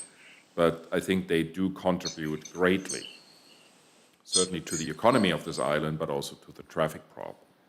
My attempt was to initiate a discussion among us and in the community how we want to deal with this. And so I made two proposals, as you will remember. I think you can find them in particular on page 6. As nothing else than my attempt to have a conversation about what we could do already today. I understand, of course, that there are all these discussions about number one, adding a full-time employee to help us with the traffic in the morning at the first gate. We have been talking a lot about, the potentially the traffic signal as the first gate at the intersection of Beachwater Drive and Kiowa Island Parkway, the Kiowa Building, and all of this. We have talked quite a bit about what KICA should do to help with a more electronic way of allowing people onto the island so that they don't stop on the left side of the first gate, etc. All of this being said, we cannot just wait for these things, my dear. So I wanted to start a conversation with these two proposals and hopefully other ideas that could be brought forward, how we can mitigate traffic by imposing either more days where construction cannot be allowed on the island, as many other municipalities also in our neighboring vicinity have done, and by potentially limiting the number of building licenses that are issued each year, which you all know also from the data I provided in that presentation, has skyrocketed over the last couple of years. I do know that there are, of course, controversial opinions about this, and yes, there are certain risks that we need to evaluate as it relates to our economy. Some people were raising concerns about, property values, which we are all concerned about. But I think it is time for us to really have a serious conversation about how we can mitigate traffic onto the island and on the island. That's what I wanted to kickstart with that presentation back in July. And unfortunately, during our last two retreats, we had no time left. So I'm happy that it finally made it to the discussion here today. So. Well, thanks, Mike. Being the engineer that I am, I just wanted to back up a step, just one step, because I wanted to make sure I understand the data. And this is right now just a perception. Subsequent to Labor Day, I just get the feeling, and I just want to throw it out there whether it's correct or not. I see it, I think from when I have been leaving the island, there's been a significant decrease in traffic. And I'm bringing that up, or a decrease of backup in the front gate is what I should say. I'm only bringing that up is because with respect to your ideas for mitigation, do we really need to worry about holidays or suspensions of work after Labor Day, if my perception is correct, that there is really not a traffic problem after Labor Day. So I'm looking for the data in order to make that determination. I would assume that exists somewhere. That is data that should come from Kika. Some of it, at least the one that I was able to collect, I included in the presentation back at the time. But I do know that Kika has, the operational staff of Kika has quite a lot of data points. I would assume even on a per day basis, how many residents, visitors, and construction workers are coming on. Contractors, I should not focus that on. But how many of these different categories come on the island, because we have not asked them yet to share. So if nothing else, do you agree with my perception? I don't know if it's accurate or The not. perception is absolutely correct, with the only Slight change in your wording, because I think after Labor Day it slows down. Before or after the Christmas or New Year's holidays and probably Memorial or Easter, it slows down. So there are clearly certain periods, but for example, between Labor Day and Thanksgiving is the slowdown. Then Thanksgiving again is a peak. So then it might slow down for a week or two, and then comes Christmas. So I think it's this permanent up and down over those peak times. Certain. And my first proposal was exactly trying to address these peak times. And when you look at, for example, how July 4th is currently moving through the weekdays over this past year, this year, and the next 2 years to come, it's in the middle of the week. So what are we doing with the days before and after July 4th? Because a lot of people will probably take that advantage and say, I can take a 5-day, or I can take 4 days off and have a 10-day period to enjoy vacation. No, my other concern is just, again, it's math. If you're going to be eliminating a certain amount of work days on the island for building this John Doe infamous guy's house again, the contractor's still going to have to pay the salaries of those individuals, even though they can't come on island. They're all freelance. I don't know if that's true. I don't know if that's true. But again, can we? But if nothing else, but then even if they are freelance, there still are overhead costs that don't go away. The house that's being constructed. But regardless, so my concern is if those laborers are not freelance and they still have to be paid for by the contractor, it's just math. The cost of the house is going to go up. So in general, that's my concern, whether we're going to cause a knee-jerk reaction that increases the cost of construction, and I don't want to do that. And this concern relates to the blackout dates as much as to limiting the building licenses? For any day. I just remember your presentation where I think you had somewhere around 25 blackout days for the entire calendar year. With only 18 work days per month, you're looking at an additional month and a half of work days that you're missing. That's going to have costs. But as I said in my presentation, that was more supposed to be the maximum. We can go down and say we can start, with a few days and see if it has an impact, right?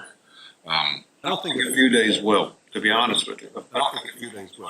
A month and a half. Again, you usually have 18 work days per month, and if you're taking out 25 work days for the year, 20, but you're still taking away a month. It's sizable. It's sizable. I mean, other municipalities take out 4 months of the year for construction, For no construction. right, which I'm not proposing. I think that's very, very unreasonable. And it works in these other communities because there are other areas where they can work in the meanwhile, right? Which is probably a little bit more difficult here. But again, I want us to find ways to help all of us to deal with the traffic. Well, my proposal would be, because we haven't hired this traffic officer individual, I guess. I do recall during the summer, there were a couple of days that Brian or somebody waved traffic through. The backup was sizably reduced. It was immediate savings, so I And would like just to want try to, that. and I first. just want to add that we have sent in an offer to someone, so the idea is that they're supposed to be on board by the first week of December, I'm not sure. November 27th. November 27th would be that employee, so we will have someone A week permanent. earlier would have been better. No, but I think, yes, we often use the first date as the point, but now walking my dog, I experienced the island a lot more than before. And from my own street, we had last year, for example, we had 5 homes. 4 of them were a construction site at the same time. Can you imagine how many vehicles were parked in one little street? And I see it along, the Bufflehead and all of these areas, Falcon Point, etc. The amount of traffic, especially in the morning, across the entire island is huge. I sometimes have to wait, far too long to even be able to safely cross the road. So I think the first gate is certainly the most visible because of the backup during the peak times. But I personally perceive the problem of traffic across the entire island. And I understand. And I get a lot of emails from residents that are saying, I was trying to walk my dog this morning and I had to jump into safety because somebody was, driving by while cars were parked on the side for a construction site. So It's not just the first gate that I want us to focus on. That's a fair point. I certainly have encountered that too. I'm just concerned about the economic principle. If you're going to curtail or limit the amount of supply, that's just going to drive up costs. So, but I'm glad we're having this debate because I'm afraid of the financial impact. I appreciate the work Michael put in this, and I think these are creative solutions, and they certainly have some merit. There are some trade-offs that we need to talk about. Russ, I'm interested in your, focus on data, because I think that would be helpful to have A more granular level of data. Maybe we can work with Kika on this to understand the ebb and flow of traffic over periods of time and then hours during the day. Because I think what we know is that you have a permanent resident base, and there's a certain amount of traffic associated with that. We know that there's a certain amount of traffic associated with the employees that are in the island. The permanent, population base, they're not coming and going at 7 o'clock every morning or 8 o'clock or leaving at the end of the day. That's dispersed over the course of the day. Employees, it'd be good to have a handle on when employees are actually coming onto the island and leaving the island, and then match that up. There is some variable, but there's a lot of consistency with regard to construction-related traffic. We can kind of monitor that on an ongoing basis based on the number of building permits and things like that. The big variable is, to your point, is the non-permanent resident traffic. It strikes me that's less of an issue at the front gate than it is the traffic during peak season from basically March through Labor Day, where you've just got a lot of traffic on the island because you've got 10,000 people. Well, what's curious was obviously we've all observed the backup at the front gate, and I agree, Mike. We can't just focus on the front gate. But it's curious because I've often thought about where are these people coming from? Because arguably, after Labor Day, the same amount of construction is ongoing as before Labor Day. So why is there such a big backup? The answer has to be somehow the summer guests, but it's then curious, we have so many summer guests coming on the island at 8:30 or 8 in the morning?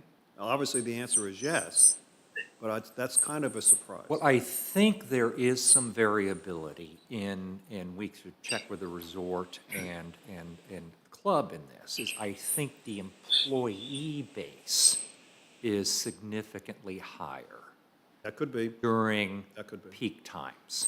I think they flex up. They have seasonal workers and things like, and they're all coming in, so during that period of time, they are the ones that are probably coming in at the same time. Service people. I mean, as much as our economy goes up and down over the course of a year, that's the same with the employment, right? So that contributes, but also, a lot of people come on the island just to play a round of golf and then leave again, and they often start early in the morning. True. So I think it's a mix of things. We can certainly see if Kika would be willing to work with us on mapping out a little bit these traffic patterns, right? I don't know how good the data is, but I would hope that we would be able to look at data by different categories, maybe over the course of days. Well, we should have some information from the traffic. Because that was all over the island. Yeah, exactly. But yeah, I mean, we know the number, but we don't know which category that is, right? So I think there's even no way to combine this, but I think it's more for us, and I think that's where Russ is coming from, to say, let us do a little bit more homework here, to better understand what categories are really creating the problem, right? So, and because as I said in the very beginning, I was based on observations, right? And maybe I made the wrong conclusions only because it's a white pickup truck. Can also be not construction or not service related, but can be somebody else who has his clubs in the back of the truck. So let's do a little bit more data search and maybe map out by, if possible, with Kika, some of these traffic patterns by category, by date, or by day, by hour, by season, and better, narrow down basically our understanding what is really the biggest amount of traffic we have on this island because and it how is- we can regulate that. It is curious, as I said, prior to Labor Day, the amount of construction arguably is the same as after Labor Day. So it's the other component, whether it's golfers or it could be beach walker park traffic. It'd be curious or interesting. But they don't what that- open, they're, that you can't access, I don't think. I it's know, 7 but they o'clock. back up. They start backing up early during peak season. Yeah, so Well, so what we're trying to solve for, where we know there is an issue, is at certain points of time, we have a long backup at the front gate. Our experience, our limited experience thus far, suggests that a traffic control officer there will mitigate a lot of that issue. And we should probably see how that works for a while. We have a separate issue that we need to solve for, is the overall traffic flow throughout the island during peak season. And then I think a third thing we're going to have to be increasingly sensitive to is, apart from the general residential construction that's ongoing, what is the pacing or tempo or timing of, right now, the Cape is still under construction. If we have Upper and Lower Beach Walker, if we have across from Cougar Point, if we have East Beach, the bigger projects, you've raised issues before about kind of construction management and phasing some of that, and that may be something where we really need to focus our attention, is phasing construction flow. That's the next topic. Yeah.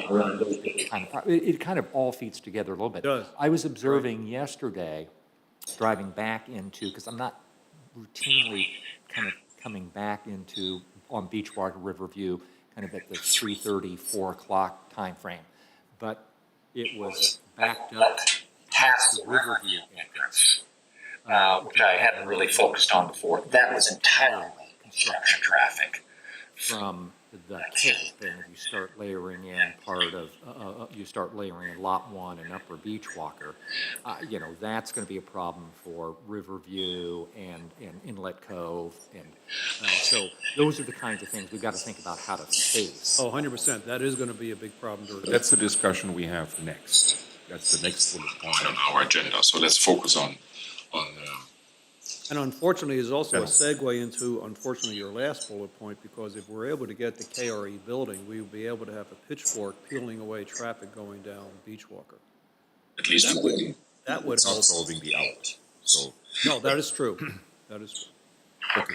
So would we all agree, and I don't know, John, how much you could follow our conversation about this, but I'm sensing there's consensus among us, at least here in the room, John, to try to work with Kika on some more data points that we can share. narrow down or identify a little bit more scientifically the problem. Maybe then work also with John's data related to the areas past the gate, so that we also can understand a little bit, you know, how traffic continues in the morning, not just, you know, at the first gate. And I'd like to ask the resort if they increase the staff for the summer, and they probably do. But is that generating vehicular traffic, or are they Well, just going? if we have the ability to look at some of Kika data, then we would know, because by category, they should be able to identify. And if I can just add, and we can pull this information, because I just had Petra send me, or I just went through my emails actually, and Kika Security, through the Public Safety Committee, we get that data, and they break it down by issue, by type. So as an example, from the March 2023 meeting, the number of day passes issued in I'm just going to give you this one, in 2021 was 4,100, in 2022 was 4,300, in 2023 was 4,700. Then they have it by owner, guest, renter, commercial, employee paper passes, employee decal, and special events. Then they have it broken down by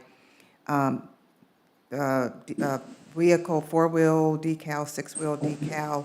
So we have already that data. We could just pull up all of our reports. If you want it broken down. We need a little bit more granularity of the data over, you know, days and We weeks. want it over days. Okay, because they've given this. And I saw this as well, so that's why I think we have it by the data by certain categories. By month. Yeah, we have it by month. And can we break this down by maybe week or even by day? That's the question. And Stephanie, following up on Michael's point about blackout, remind me, I should know this, and I don't know if this is Kika or the town or both. The blackout dates for construction on holiday weekends, from when to when does that out on the island? That is through Kika's covenant, so I don't know the exact dates. So is it just that Saturday or the Friday? July 4th. Depending on the weekend, depending on the holiday. They also do it. Entire week. No. No. Do you guys know when does the blackout start? And when does It's the 4th of July. which this year I believe was Tuesday, right? Monday was full construction day, the 3rd. The 5th, full construction. That's what I'm trying to figure out, because I know they can't work on Saturdays during holiday weekends? that's what I'm trying to say. We can get their schedule for 2024, and we're looking at this, because they have blackouts for Memorial Weekend, Labor Day, 4th of July, for all the major I holidays. understand when you say the weekend, but I'm trying to figure out, does that include the Friday and the Monday? I think it depends on when the holiday falls, but we can get that information. Okay, so I would certainly be supportive of a modest expansion. I mean, this blackout Date, whether Kika or the town should do that. so to make sure that on certain kinds of holidays, it's the Friday, Saturday, and Sunday, and Monday, that there's no construction. And we can check, because as an example, this year, and you guys may know, Thanksgiving, Thursday, so do they stop traffic on Wednesday by noon? I think something like Something that. like that. Normally, they may stop construction like Wednesday before noon, and then, of course, none on Thursday and Friday. Well, and again, I don't think regardless of it's what right. Kika I'm does, not we sure could how- impose our own requirements. And I'm not sure about Friday. Well, we'll get, I'm just reading from the website, November 24th, prohibited Friday, November 24th and the 23rd, all day. Yeah, because, yeah, What? it's weekdays? prohibited. That's Thursday and Friday. Thanksgiving weekend. Thursday and Friday, it's prohibited. And Saturday? Saturday is, normal commercial access hours will resume Saturday, November 25 at 8 a.m. See, I would, you know, Correct. to your point, I think some consideration whether, you know, certain, not the whole week, but that Wednesday and that Saturday, you know, or noon at Wednesday and Saturday is not, you know, that's something that might be considered. When you look at each of those holidays, I think there's a lot of merit. I'm mindful of Russ's point, so I wouldn't go so far as to say the entire week, but something perhaps beyond what we have, what Keith is imposing right now. But compared to what Michael is proposing, it's very few right now. Compared, I mean, Kika has very few limitations, I mean, on the house. So what I hear you saying is that we should actually consider that those really, really peak times, which would for me be July 4th, Thanksgiving, Christmas. I would say Memorial Day and Labor Day. Okay. Yeah. So those 5 days, we should look at. Even Easter, I don't know, because that's a huge, but it's hard to figure out. Easter moves around and it's spring break moves But around. let's not overdo it. Let's start with these 5. So 2024, look at the exact regulations that Kika has, look at the calendar, come back to council with a proposal, and then we can do an ordinance to block these days? I'm gonna look into to see if we can do it, because we're not making a restriction on the private roads. So we'll be looking at within the town of Kiawah, which includes obviously the island. So we'll be looking at something for the town. I would love to know what communities that you've looked at, that you said have done this, so I can see if it's a municipal ordinance, or for instance, Seabrook, it may be Sequoia, their HOA. So I can look and see what other communities have done. I understand. Doesn't mean we can't restrict, the town, because they're within the town. I didn't say it would be the roads. I said we'll be looking at not the road, we'll be looking at the entire town. So we'll be saying, so we're not. And of course, emergency services are excluded, so if some electricity breaks down or a pool drains water, I mean, that needs to be handled, of course. But remember, the town includes Freshfields. Yes. So you're gonna have to deal Well, with but that. we can, yeah, so good point. And for example, one thing for you to look at, Stephanie, is Mount Pleasant. Because Mount Pleasant has done that for a certain number of years, like 10 years ago, to regulate traffic in certain areas because they couldn't keep up with the improvements to the road system. Infrastructure. And then with all of this, as always, the issue is enforcement. The challenge in this, just like I would, it looks like. Mark saying something about, for example, I would know when I take out the dog to walk every morning, even though I thought there was not supposed to be any construction prior to 7 p.m., construction vehicles they're going up and down Beachwalker, certain 6:15. And no regulations there. It's not, because that 7 to 7 starts at the gate. But the issue is they are accessing property that is subject to Kika rules and regulations. At some point, yeah. Let's not forget though, and this is a personal peeve of mine, is the golf course are excluded. They're starting work at 6 in the morning. Well, but that's That's maintenance. contractors, is that That's employees maintenance. versus contractors? But we're talking about construction work. Well, that's true, that's fair. Yes, Mark? Thank you. I think the idea of looking at this in a comprehensive way really makes a lot of sense. I remember different eras during the Kuwaiti period where there was a transition of allowing employees to come on island, quite frankly, right up to the inn individually. And we introduced, back then is we introduced a busing system that the employees actually parked at Mingo Point and then came in and it dramatically changed. This is a micro example, But the other areas that I think might be worthy of taking a look at are winter resorts are particularly skilled at on-site busing systems for everyone, largely because of the weather conditions. But I think we have witnessed now 3 major golf events, starting with the 91 Ryder Cup, where there were a lot of people on the island, but because there was a busing system for people to go to the tournament, it actually was easier to get around the island during those. My only point is, I think looking at an on-site intra-island system on some level during certain times of the season for property owners and guests to get around might be an example of this comprehensive approach. But I think the idea that all the ideas that you're talking about, I think, are worthy of examination.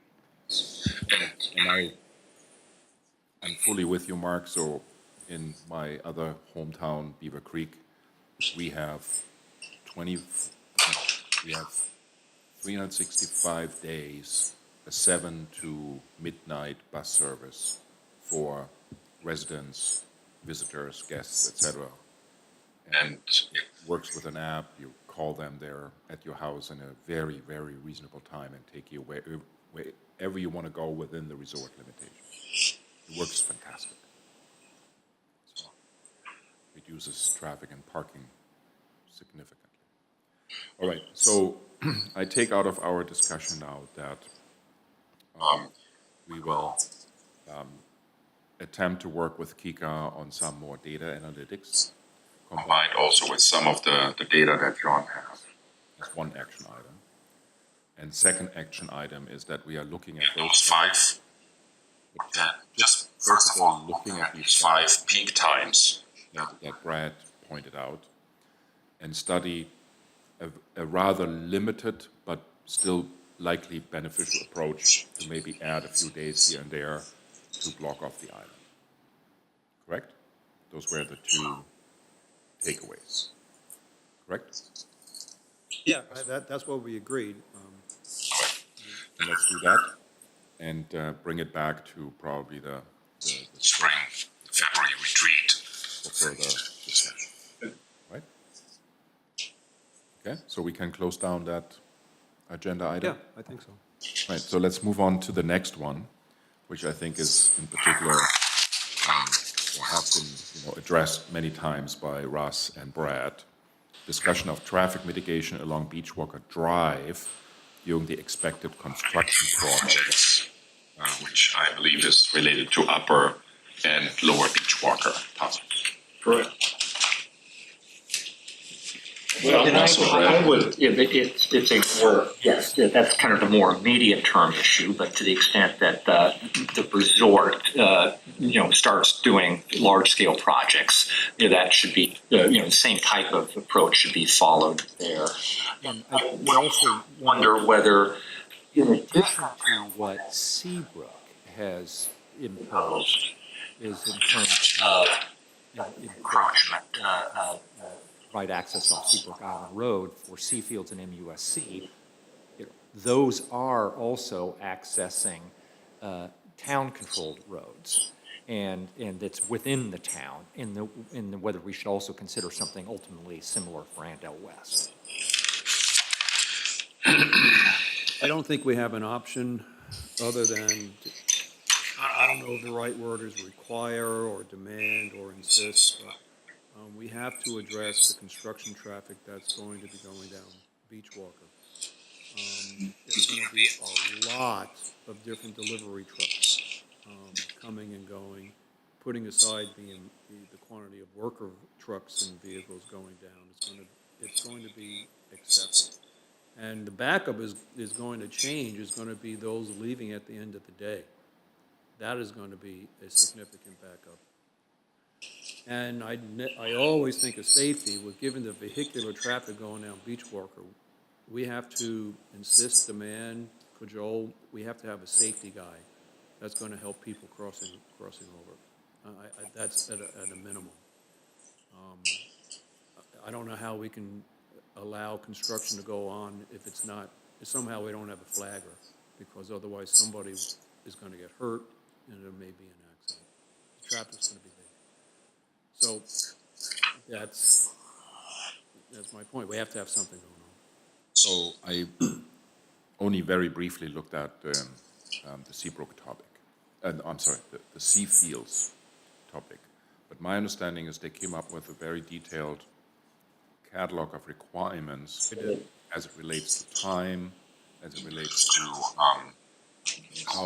how vehicles will enter the property and where and how they turn around, flaggers, etc. So this is basically kind of a poster child for what you have in mind to generally require for any large construction project on the island. Well, it is, and it's a little bit challenging because construction typically starts at 7 in the morning. Deliveries start at 6:30 in the morning, and that already is the peak time in the summer. So what the infrastructure agreement had for Seafields is they had material deliveries only allowed, going by memory, starting at 10 a.m. or so. They'd have to come the day before that they were required. Wonderful idea, and the infrastructure agreement for Seafields had wording to the effect that if the backup along the particular road that we're referring to is a certain length of time, they had the ability to decrease or require a decrease in staff the next day, the next week. That is going to happen. When just one project comes on board, that certainly is going to happen. But they had consequences if the traffic was over a certain prescribed minimum. And by the way, Russ, they do have a specific requirement for, 2 flag persons to deal with. I remember that.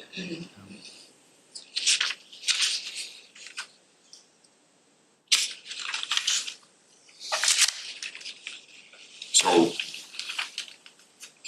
would we create A general requirement, because I don't only see this as a need for upper and lower, right? This will be probably similar for the former Old Inn property, for East Beach, etc. in the future, right? So you don't even have to necessarily, again, focus on these 2 properties, but come up with a general that probably requirement, or what is the idea? I would go along with having a general response. I just believe it's going to be concentrated along Beach Walker, but I think it makes sense to have a general requirement.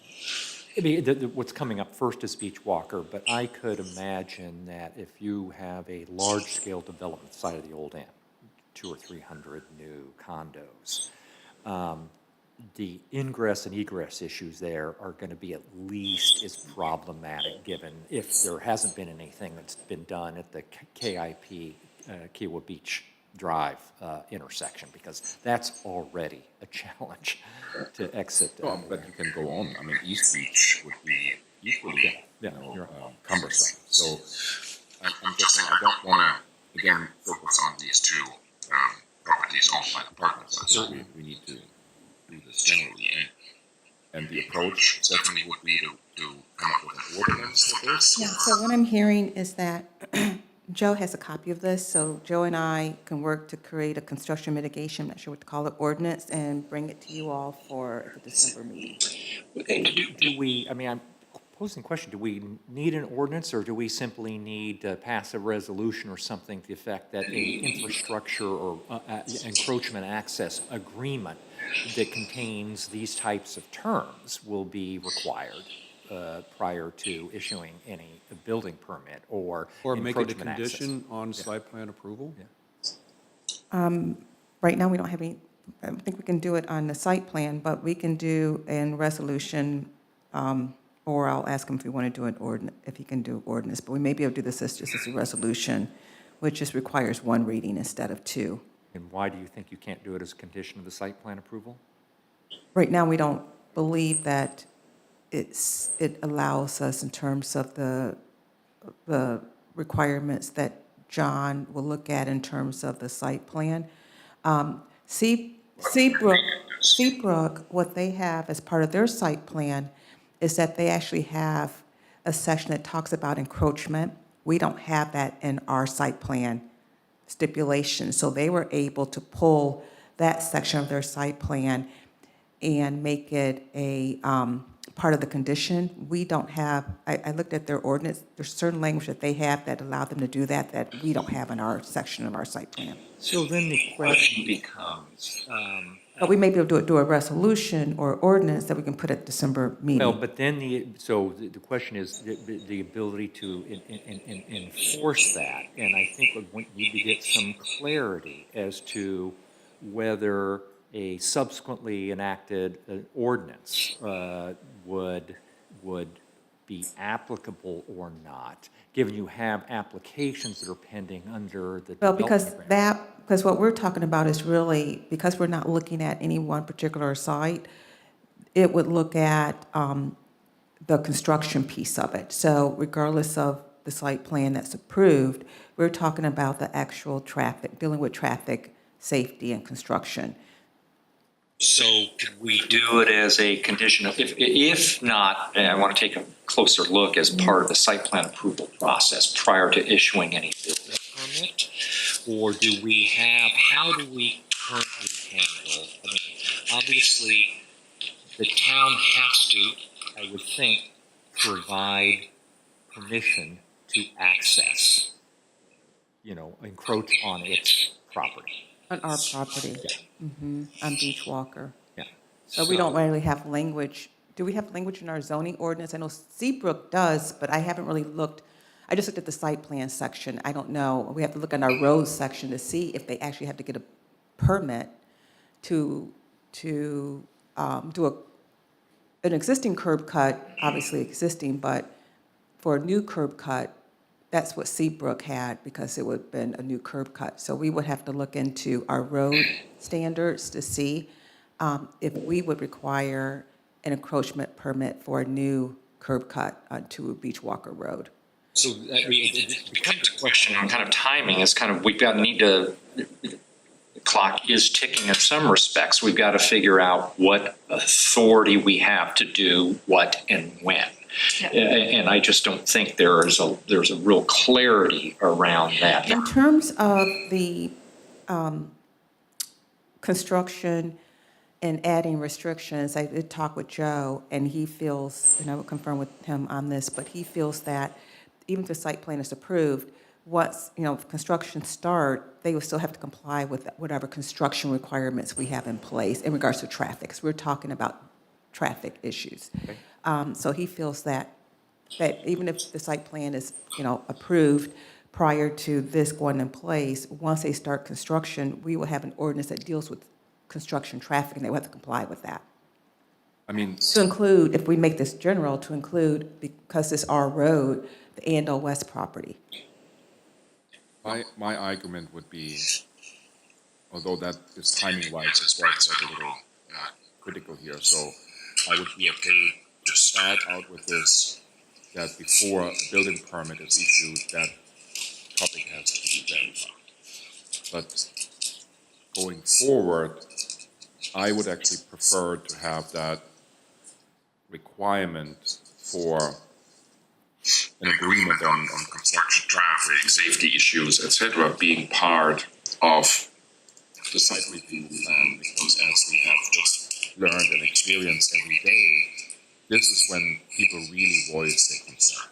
We will look into it if it's not. That's where community is really raising this topic, Right. and that's where it should be addressed. And we will, if we can do it based on our current road standards and site plans, we will. If we can't, we will let you guys know why we feel like we can't, and we have to go through resolution or ordinance to address it.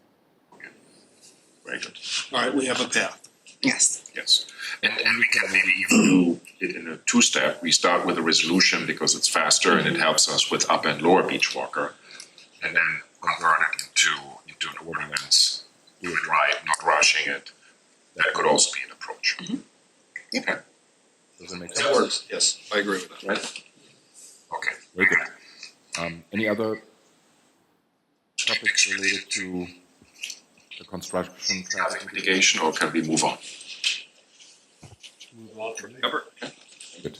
And I'm sorry, the mayor had to leave, he had to rush, he had to take her to. To hospital. So that's why he's not on. That's good. So Stephanie, what might be helpful, just last close the loop on that, just looking at the language of site plan, whether, and Joe may have a view on this. It says a site plan may be approved with conditions or denied. So, I mean, I'm not sure, there don't appear to be any limitations or qualifications on what conditions can be imposed, but maybe there's some other view Right. on that there is a constraint on it. Right, there is.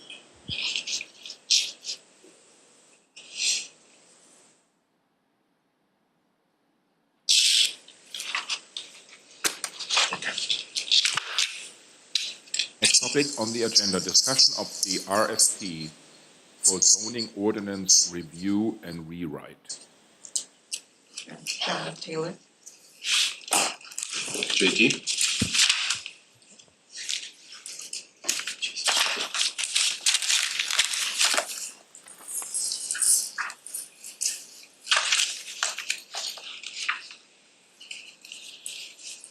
So this is a request for us to comprehensively review our zoning code.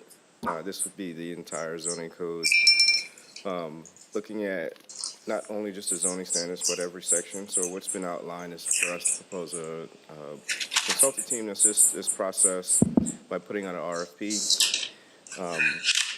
As we go through this process, since I've been with the town, even prior stint with Charleston County, we haven't updated our zoning code in a comprehensive way. We've made several amendments as things arise, but this would be for us to take some time at this stage in our maturation and really look at the entire zoning code to make some changes, updates, make some consistencies. There are a few things that come up from time to time that impact different sections of the ordinance, and so this would be part of this review process to make sure that any new requirements or any additional processes that we would evaluate would be consistent. So I think there's a number of things that staff has already outlined that we want to pay attention to. For example, our use table, making sure that that's up to date. Our use table having, I would say, 21st century or modern language that's consistent with the types of uses that may arise in developments, and having this consistency based on what DOR has seen over the past decade or more. And this would also include for us to look at how different neighborhoods might be applied in our zoning standards. So, for example, we know we have a diverse, different cross-sections of neighborhood types and typologies, and those standards may not need to be applied across the board, but more so customized to those particular zoning districts. For example, a R2 overlay zoning district or a neighborhood like Atlantic Beach, just allowing our zoning code to be flexible to each of these different areas. And then the other component of that is just making sure that we have the stakeholders involved in this process through our workshops, charrettes, etc. So if there are any questions, I mean, I can answer. It's kind of pretty straightforward on the intent, is to really look at this comprehensively.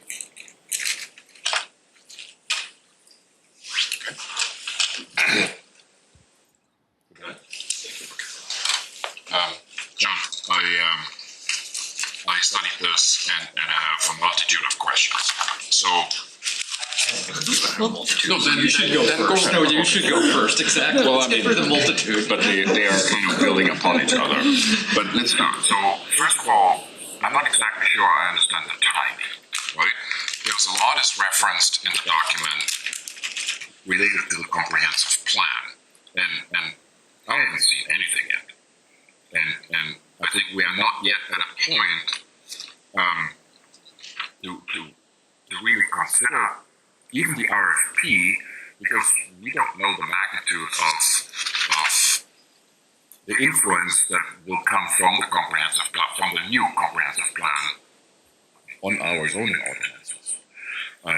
So I'm struggling with the timing.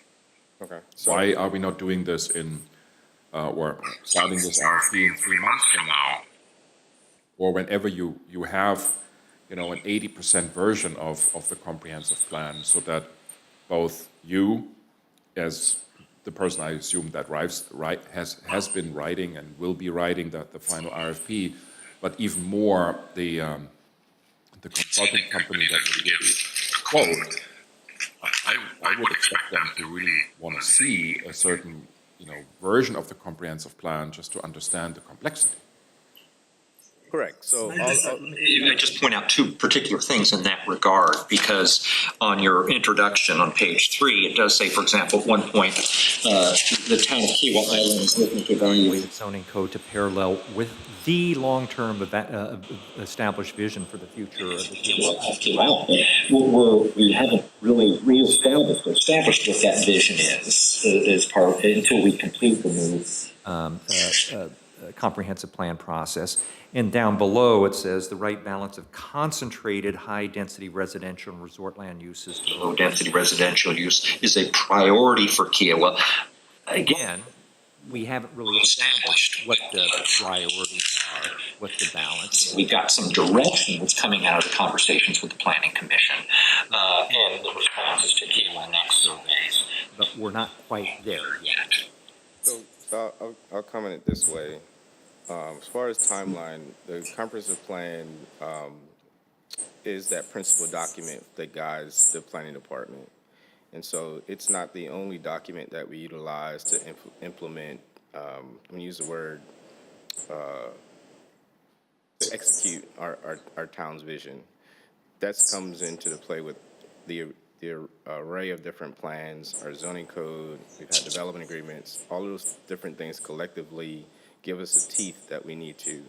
So as far as timeline-wise, I think we are at a point that the substantive components of the comprehensive plan as far as goals and objectives, Commission has settled on those, and I don't think that there is anything in there that would prevent us from moving forward with the understanding that those would relate to the big challenges that we're wrestling with.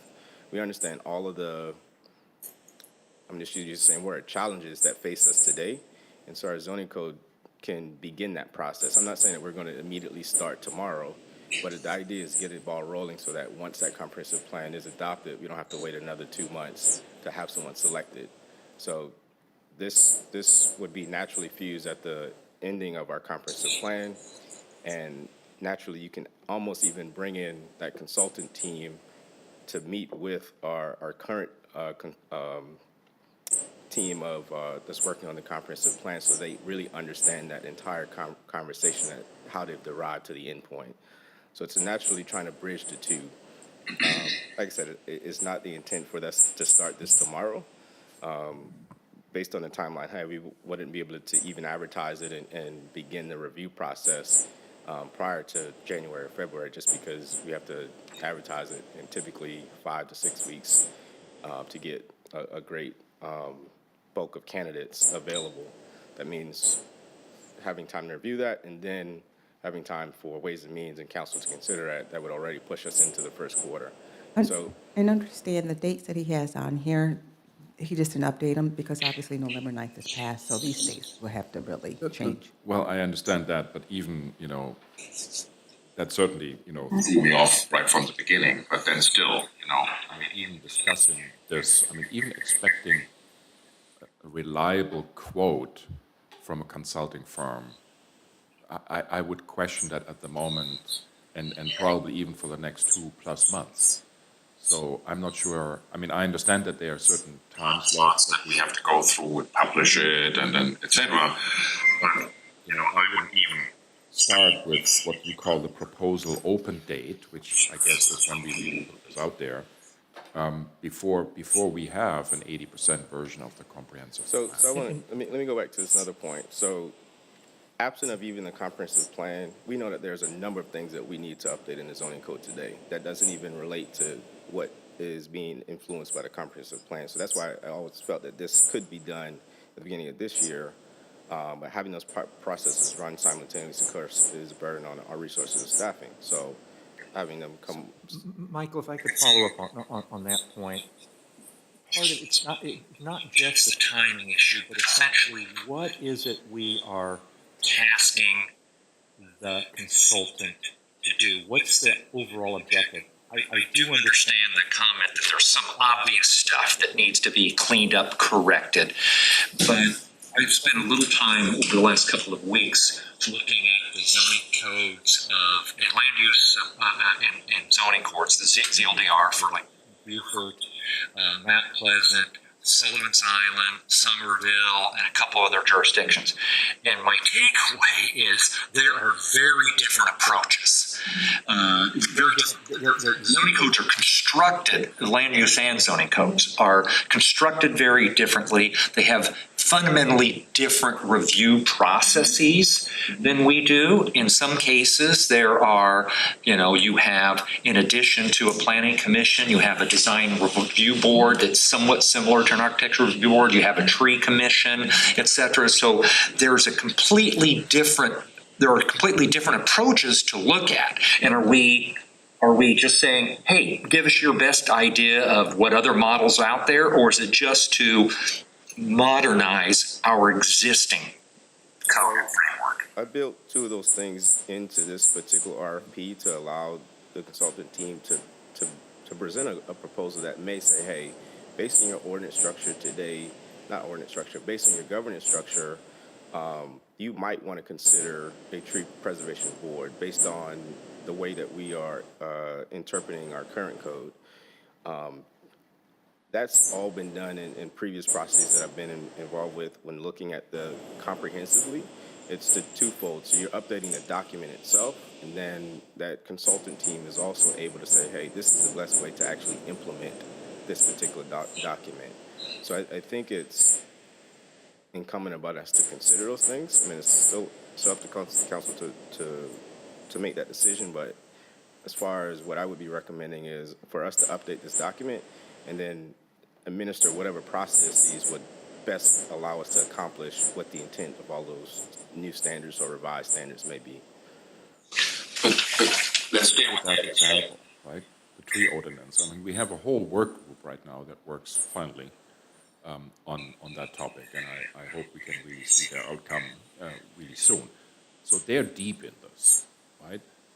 I would assume they have looked at, other, tree ordinances, at least in our vicinity, should have seen that there are actually tree committees or something, right? Tree commission in one case, but it's different. I mean, they should have seen this. Wouldn't they be actually in the best position to propose that actually to us? Why would we need a consultant for that? I mean, we have qualified people, I assume, in this tree ordinance work group, so what would they not be able to do what a consultant can do? So I'm looking at this comprehensively. You're right. We have a work group that's working on the tree ordinance. That was one of our discussions yesterday of establishing a tree preservation board. I mean, so we can pinpoint these things individually one at a time. What that consultant team is to do is really see the nexus between tree, I hate to single out the tree ordinance, but see the nexus between land development, our subdivision processes, administering the zoning code, and the effects of implementation. I think that's one of the biggest things that our subcommittee challenged with in our work group yesterday is seeing the implementation impacts, where that is really something that we need experts and consultant teams to provide. Okay, that clarifies it. So my next point is there's a lot of talk about in the document about analyzing this, analyzing that, but I find very, very little about really, how should I say, the objectives that this all is supposed to achieve, because that's the entry point for an analysis, right? I mean, if I look at today and want to find out what is missing, what is wrong, what is contradicting, what is ambiguous, etc., I still need some kind of objective. I'm missing this in the entire documents. It's very vague. It's like, okay, we want to modernize, we want to, streamline, we want to update, etc. But what is really the set of 2 or 3 objectives that we really, really want to achieve here. I'm missing that a little bit in the So RFP. I'll give you a couple examples here. And I'll probably start with a big one. We know that with the ending of the development agreement, that's not just a pivotal moment in Kiowa's land development history, but I think understanding truly how that particular document has influenced the entire town's development over many, many moons. How does that now translate to our actual zoning code? Yes, we've made recommendations for rezonings for particular properties, but looking at it comprehensively, that's one example. The other is even specific ordinances. So if you look in our zoning code today, how we treat fences or pools, even accessory dwelling units, the language is very out of date. It's really not, in some instances, clear, in my opinion, on application to what might be more formidable to design teams today. And so those things of really clarifying language would be part of that intent.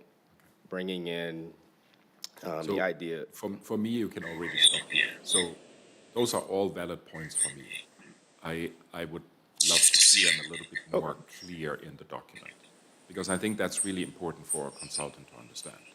You have very valid points. I'm 100% with you, but try to make this like a 1, 2, 3 kind of a topic that is more clear, more visible, more right there. This is what we want to achieve.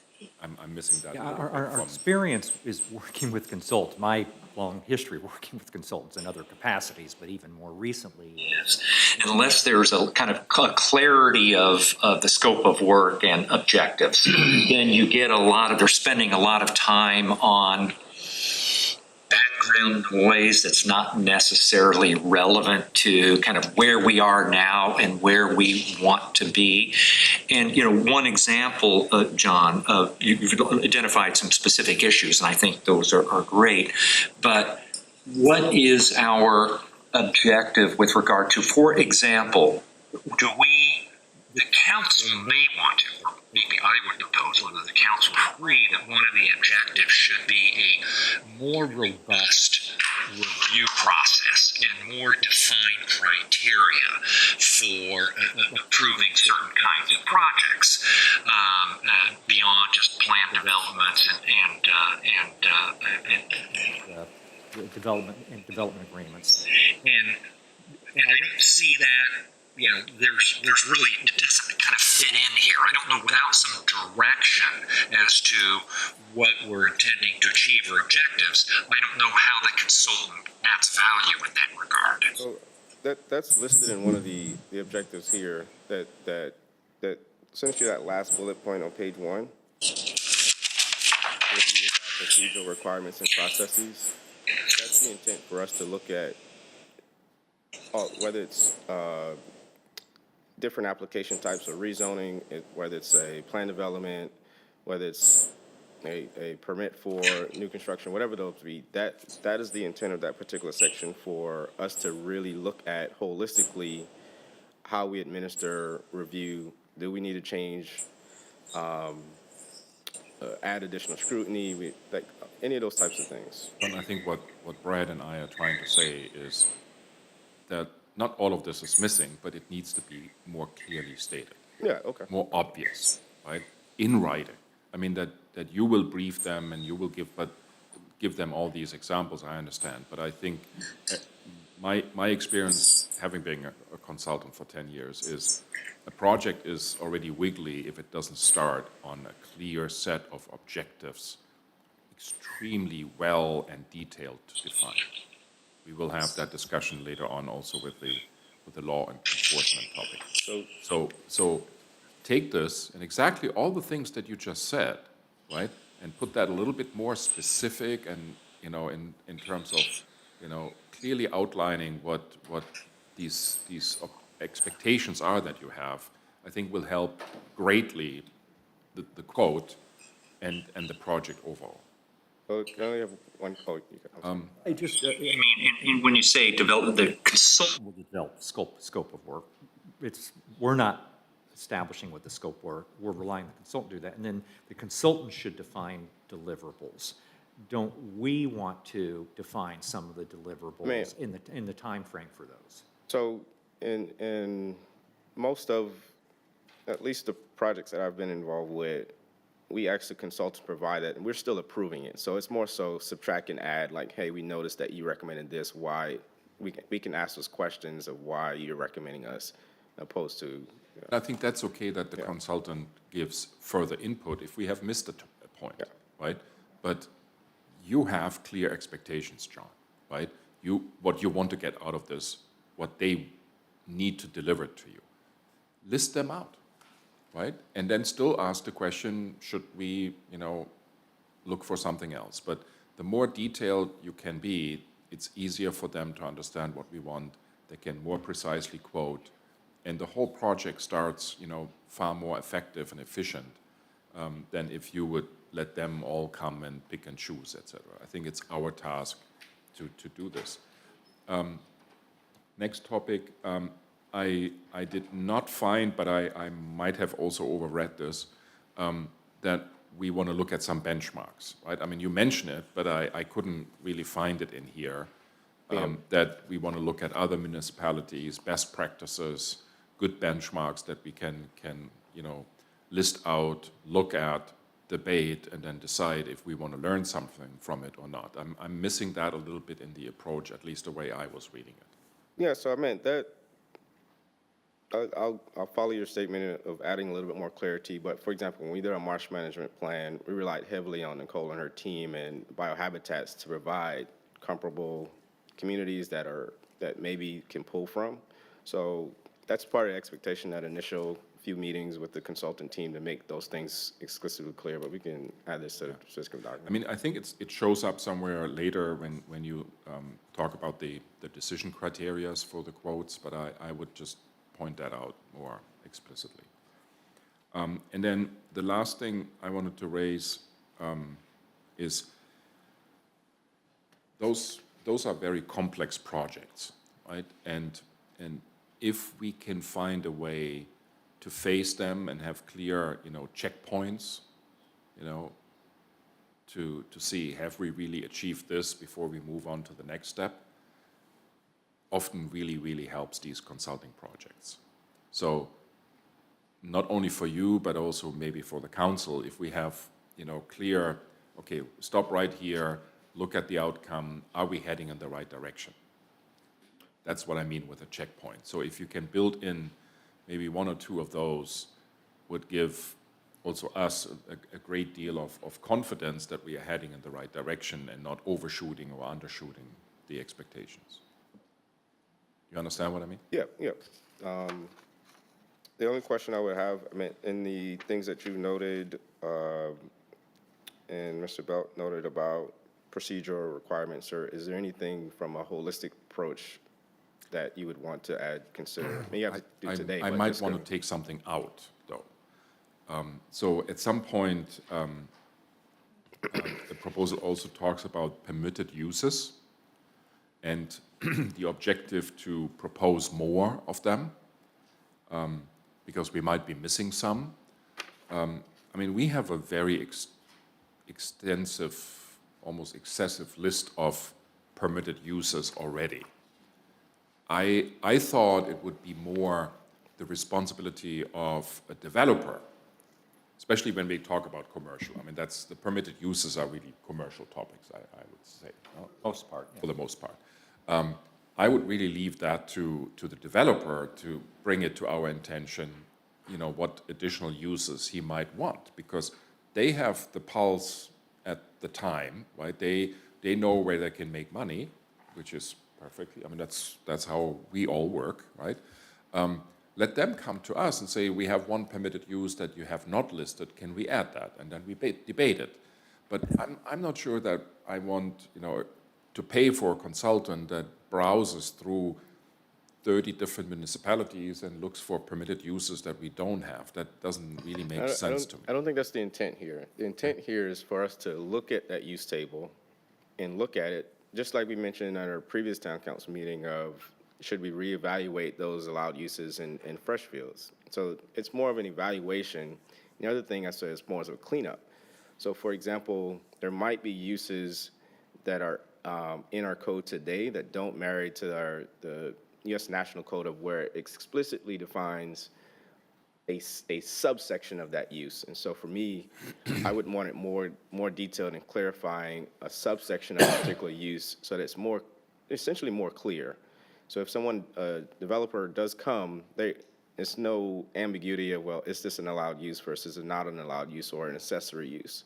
So it's not necessarily, I think, adding in tens and dozens of more uses that would be incompatible with Kiowa. It's more so owning and defining and aligning what we have today. Like I said, this hasn't been done comprehensively in I don't know how many years. And to that point, John, I think would be a useful exercise, and it gets back to kind of the starting point and end point of this exercise. Our zoning code, I believe, our land use and zoning regulations were basically just borrowed from Charleston County. Copied and pasted. Right. Charleston County is a very, very, very different beast than the town of Kiowa Island. I'm going to overstate what I would really intend, just to make the point, but my mindset in Kiowa Island right now is there's not a single permitted use by right other than building a house, and everything else has to go through a process. Which would include, planning director review, planning commission review, BZA review, whatever we'd set up. But because we're not Charleston County, we're not looking to grow, we don't have all these different commercial areas. So that's kind of the challenge in trying to figure out what is a zoning code that is applicable to where we are now and where we want to be, and that's coming apart, large part out of the Kiowa Next and comprehensive plan. We've seen the feedback. So, the feedback from the community is, and you saw it with regard to Beach Walker, Upper Beach Walker, but more broadly, really not interested in any more commercial. So why have a bunch of commercial permitted uses by right if nobody wants any commercial? That's just kind of one example. I'm going to be clear. I have not stated that I want to add commercial uses, so I don't know what that... I'm not saying that you are stating that. I'm just saying those are all the things that are in our current permitted uses, our current code, but again, it was just borrowed from a jot and tittle from Charleston County, which is a completely different animal than Kiowa Island. I'm giving you an example, okay? So 2 parlors, okay, is a permitted use, or not permitted use, depends, but it's in our catalog, if I remember correctly, right?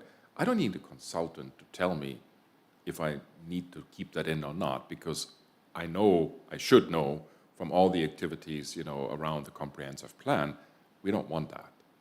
So where's the added value of having a consultant doing this instead of even the comprehensive plan work group to go through these 6, 8, 10 pages, right? And It's adding the expertise of the cross-section between land use and development planning. So we all can say, hey, I don't want this use or that use, but I don't think that the true expertise in having the knowledge to say, this is how this particular standard is applied by setbacks, heights, those types of things is what that consultant team can infuse in that process. Most of this is an exercise that I think is valued from just where we are today. We see the amount of change that has happened just in the last 5 to 10 years. And I just think it's incumbent for us to do an exercise like this, absent of who might be the right persons, maybe that's the question. But this exercise would bring significant value to Kiowa. I accept that argument. Yes, I do. Thank you. All right, very good. Thank you, John. So I think what I'm hearing, John, is there's some cleanup, Right. as I understand, Yeah. work with you. More precision. More precision. I can work with you on that because I know you have a lot on your plate. And of course, we've changed things. You all would like to be able to see the cleanup before we push anything out. I would suggest, because we Yeah. had a really good discussion here. Right. Yeah. this And we morning. want to make sure it's all captured in Yeah. your thoughts. And just Okay. Because Your it's thoughts are it's all a captured. really, really important topic, right? Yeah. This is not just something. Right. It's necessary. It just Right. needs a little more clarity and direction. Okay. It's critically important. Other issue I just want to raise, because I don't know how we've done this in other contexts, is cost is not a evaluation criteria. Right, yeah, I have removed that because that shouldn't be included. I don't like to include cost in any RFPs because then I feel like you end up getting people that may go up to that really would go Well, up to that. there are two things in that regard. The town has the budget at the $100,000 Right. project. This, they're gonna Yeah. submit something. at Right, for $100,000. So I $100,000. get that point, but it's not an evaluation criteria at all. And I think our ordinance actually does require the lowest cost bidder unless there is a basis to not take the lowest cost. Correct, yeah, Here- professional services, yeah, we have a section, and as long as we put it in RFP, that cost is not the only factor, we can essentially look at other factors. We come to you all and say, this may be the lowest bidder, but we're going with this person page? because, pardon me? What page are you referring? There, it's on Page page, 5. yeah. Page 5 and 6. Yeah, but we may come to you all and say, yes, this is the lowest bidder, but we're going with someone that may be $20,000 more because they're offering better services. And, Yeah. and I understand Yeah. we can do that. We can Uh-huh. overcome the Right. default in our ordinance. Right. But right now, apart from the writing in the Right. $100,000, cost is not one of the evaluation criteria at all. Right. Shouldn't it be? So- Shouldn't it be 10% or 10 Yeah, points yeah, or yeah, yeah. something It like should that? be, right, yes. It should be one of the criteria, yes, and it could be 5%. Yes. Yeah, but yeah, we need to add that in You're there. saying adding that into it? Yes, as part of the evaluation criteria on page 5, Have to. you need to just be able to add costs in there, and you can just make it 5%. You can do, you can, I can move that didn't one. include it in this because more so we would always use cost, but the true meat of the product is what I included. we But will I said, add, okay. yeah, we'll just add something small. Okay. Thank you, John. That was a very good discussion. Yes. Appreciate that. Yes. Thank you. Okay, next agenda item, Brad, update, I assume, update on the ARB work group phase 2. The task force has met, continues to exchange draft documents for what we have characterized as a Phase 2 report, which is a task force recommendations, both with regard to outlining, benchmarking what we have, the structure we have for architectural review and control here on Kiowa Island versus various other communities that the task force identified. 2, outlining near-term objectives or potential recommendations for kind of fixes, low-hanging fruit to current architectural review that would address many of the concerns that have been identified by task force members or raised by community members. And then 3rd, articulating a path forward for a new system of architectural control, what that would look like and how you would get there. So there have been internal draft presented. That's been shared with council members. It's been shared with KICA board members. There were extensive comments from one of the KICA board members, less extensive comments from other stakeholders, and we have not yet had an opportunity to collectively determine the next steps to how to respond or address to those comments. The goal and objective was to try to be able to issue a Phase 2 report subsequent to Thanksgiving, and then hold another, at least one additional public hearing at that point in time. But Michael, please feel free to jump in as well. Well, I think that's where we stand. So we are considering to either meet next week or right after Thanksgiving and finalize the document based on all the feedback that we received, also hear from Russ and from John for the document. And I believe every KICA board member has now provided feedback, and including Amanda. So I think we have the whole bunch of input, and this will help us to construct a final document that we then can share with the community. So, What do you see the makeup of the new ARB, for lack of better words, will be? The makeup, who's going to be on it? Is it going to be anybody from the current ARB, the partners, all town people, community people, I mean?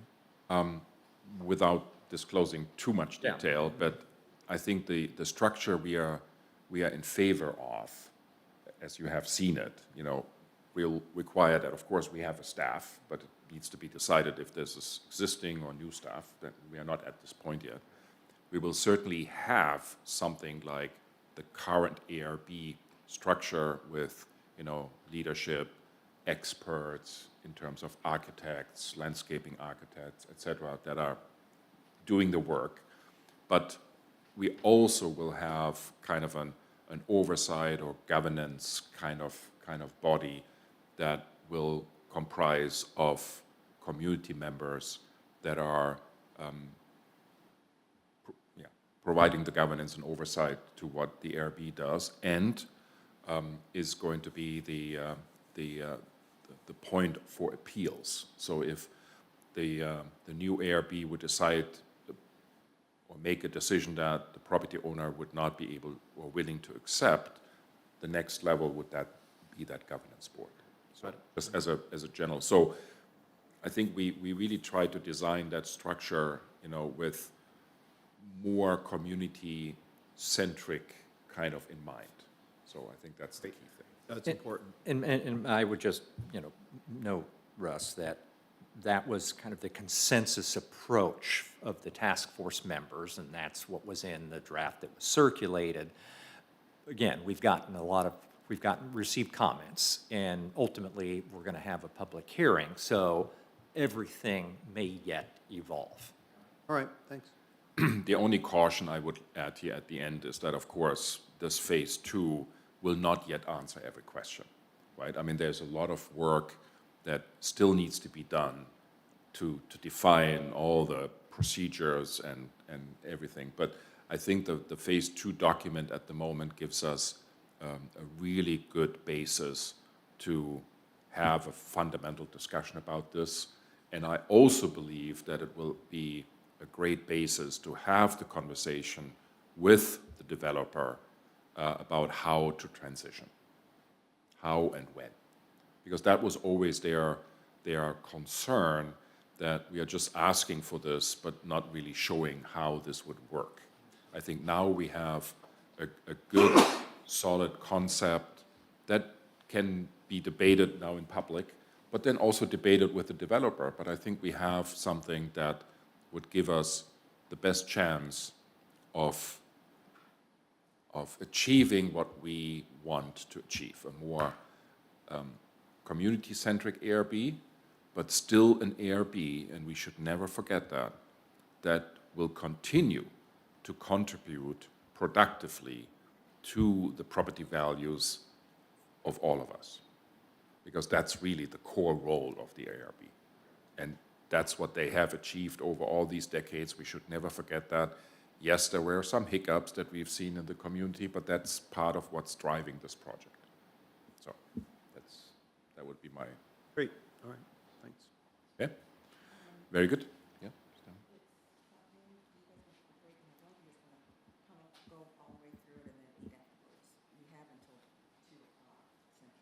I mean, we have two remaining items. We can easily break now and come back in half an hour for the two remaining bullets? I have some issues later on. I would prefer just to kind of power through if we could. Okay, that's fine. But if you want to start, I'm still going to take a quick little. Okay, then let's have another 5 minutes technical break, if that's okay for everybody. And then start with the last two to hopefully then adjourn around 1-ish probably.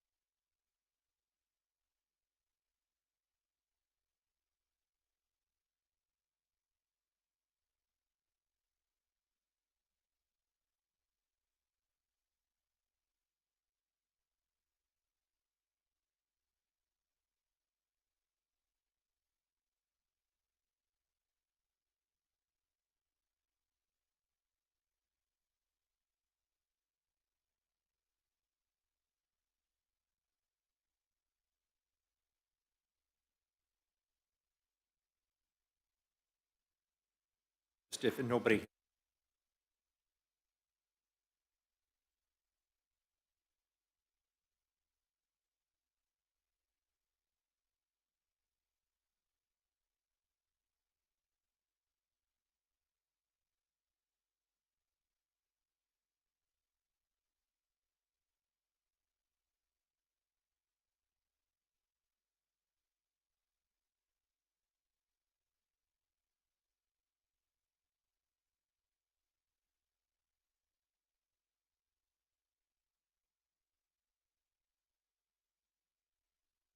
Let's go with our next bullet point, discussion on general guidelines for the Town of Kiowa Island Law Enforcement Feasibility Study Project. We put that on the agenda because I think we left it the last time a little bit at, last time we talked about this in the council, that especially I was saying I'm missing a little bit in the current proposal for this consulting project, the objectives. What is it that we really want to achieve here, right? I mean, one could say a police department. All right, I understand that. But what are really the performances that we expect? Response time is one, you know, community engagement is another. I don't know. So I'm missing. I was missing a little bit when reading the RFP and the quotes that came in. You know, it was all a little vague, and I was really missing the clear objective that we want to give this consultant to help us to understand, right? And it goes in many ways. It goes, as I said, in these, you know, performance criteria of what a police department should really do for us, for example, in response time, but also, you know, looking outside of the box, you know, why, what would be the advantages or disadvantages to work, for example, with Seabrook on a joint police department. So there are a few of those things that I personally felt were missing before making a decision for that consulting assignment, and I was sensing that, you know, some of you were having similar feelings. So that's why we wanted to use today to debate this a little bit. Well, I have one initial comment is response time is always an important component, but I was rather dismayed to learn a couple of weeks ago that we don't even have coverage in some of the evenings here. And, you know, if we don't have a police presence on the island during the evening, that has to be immediately addressed. And if that requires developing our own police force, then we have to do that. I don't think we can, it is horrible to have the concept we don't have a police presence some evenings. So above everything else, that to me is a significant item that we have to take care of.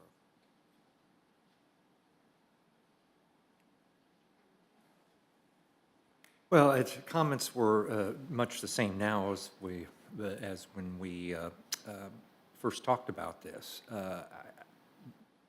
I think we need to do some basic benchmarking first. I'd like to know how other similar communities handle public safety and policing. What I've learned, and based on some conversations, is that I was surprised at how many security personnel are actually on the island right now. There are actually a lot. I mean, Kika has a couple of dozen, at least a couple of dozen, 12 or 16 for KIGR. And then we have, you know, CCSO, this new district, I think is 6 or 5 deputies and a deputy sheriff that oversees them. And then we've also got beach patrol. And some of these, almost all of these are SLED certified. They don't carry firearms, they can't make arrests, but they have limited capabilities. So, and then, you know, if you talk to Kika, and I did have a conversation with Mark and Tony about this, you know, they have their own kind of views that I think are worth considering. So the fundamental problem I had with the RFP was it was conclusory. It assumed an outcome. It says, the evaluation is based on the procedures of building a police department, effectiveness of the proposed municipal program compared to the CISO service model, the organizational plan for the proposed program, and feasibility determine the cost and scope of creating a municipal police department, rather than establishing a baseline for what is the current level of coverage, security coverage that's provided, where are the gaps, and how should we best fill those gaps. I'm not yet persuaded that we need our own police force. I may come to that conclusion. I'm just not there yet. And I don't think what we had before did anything to fill in my kind of my own informational deficit and understanding of those gaps. So before we're asking somebody to say, how do you stand up a police force? Let's have some clarity as to whether, in fact, one is really necessary. Well, I understand your point, and it's well taken, and I actually agree with your point. I think if we do pursue a police department, I think it's a great idea to merge with Seabrook, cost sharing.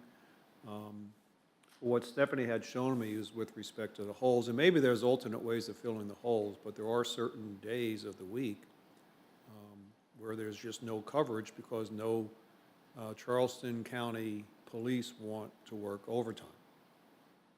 Well, no, they work already so much overtime because for their regular jobs, they're not willing to come do here. it. Right. So they're they do not willing work to come overtime, I would assume, but they don't want to work overtime after overtime. Right, so there, and we know that just simply by looking at the dollars. It's not an attendance sheet. We know from the actual expenditures that we're encountering this year, we know there's a down tick in the financial outlay. So that's a hole. Now perhaps you can fix it another way, but that is something that has to immediately be addressed. And Charleston County may not be able to meet our needs. If they're not able to do it, then we have to. And I think that's a fair point. I think we need to look at that. I also don't know whether there are alternative models, whether having additional constables as opposed to which are SLED certified. Others would know more about that than I, as opposed to full uniform police officers, is a model that we might look at. Yeah, I think, but I believe what is especially relevant, and I actually learned a lot talking to one of the experts that we brought in. We talked about this the last time, that we wanted to have somebody who can help us, evaluating all of this. And Stephanie and I had that conversation, and it made me very clear, or it made it very clear for me, that it's not even so much about today. It's actually about 4, 5, 6 years from now, right? And the scenario he was building that made a lot of sense to me is to say, basically to say in different words that I'm trying to explain that in my words now, to say, look at 5 years from now and assume we have an MUSC, with a 24/7 emergency room. We have Seafields. We have certainly a lot more development, hopefully not as drastic as we discussed yesterday with the Charleston County Planning Commission, but we will have further development up Betsy Carrison, at least on the east side. We will see it along River Road, along Maybank, along Main Road, Maybank Highway, etc. So even in 5 years from now, this entire Sea Island area will have a very different feel, but also a very different population and all that comes with it. So his argument was really about, not so much about what we want today, but what we need 5 years from now, just because of how all our vicinity will likely develop and all the problems that come with it. you know, with all of this development and population rise, et cetera.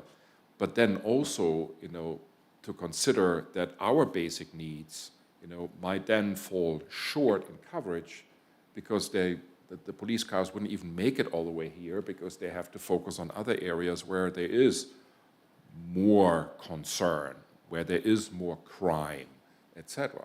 Right, So- but that development you're referring to was outside of Kiowa jurisdiction. Yes, but it will consume, you know, a lot of resources of the Charleston County Correct. Sheriff's Office. Fair right? point.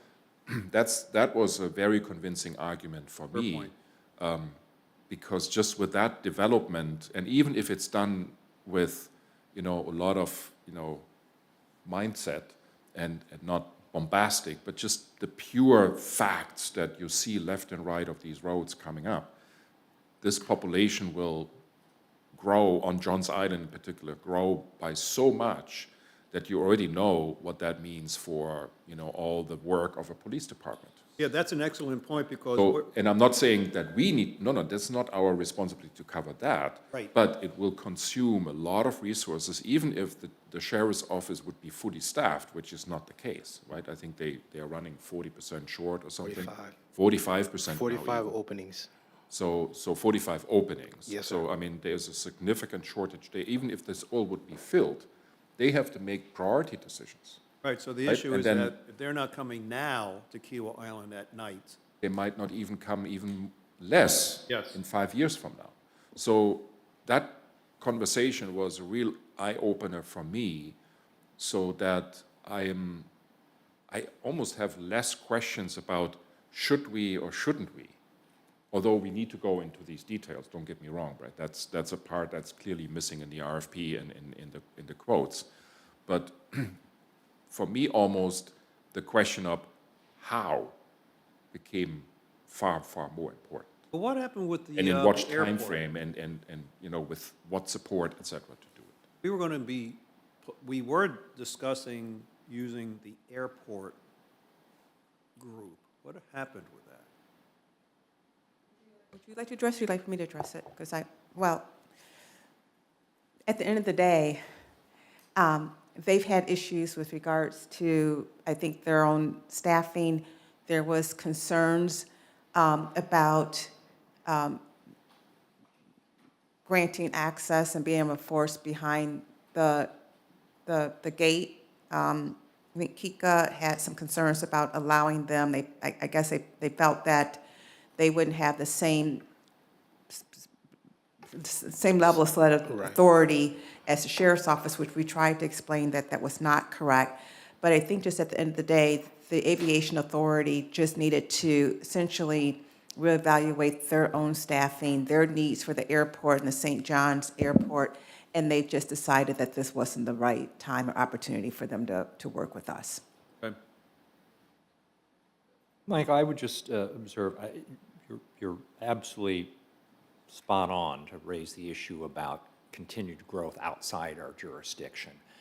And I think then it is incumbent upon us to have a continuing dialogue with, I think there's going to be a new sheriff, with Charleston County Sheriff's Office, because it would be their obligation to provide additional coverage through the county to cover that additional growth.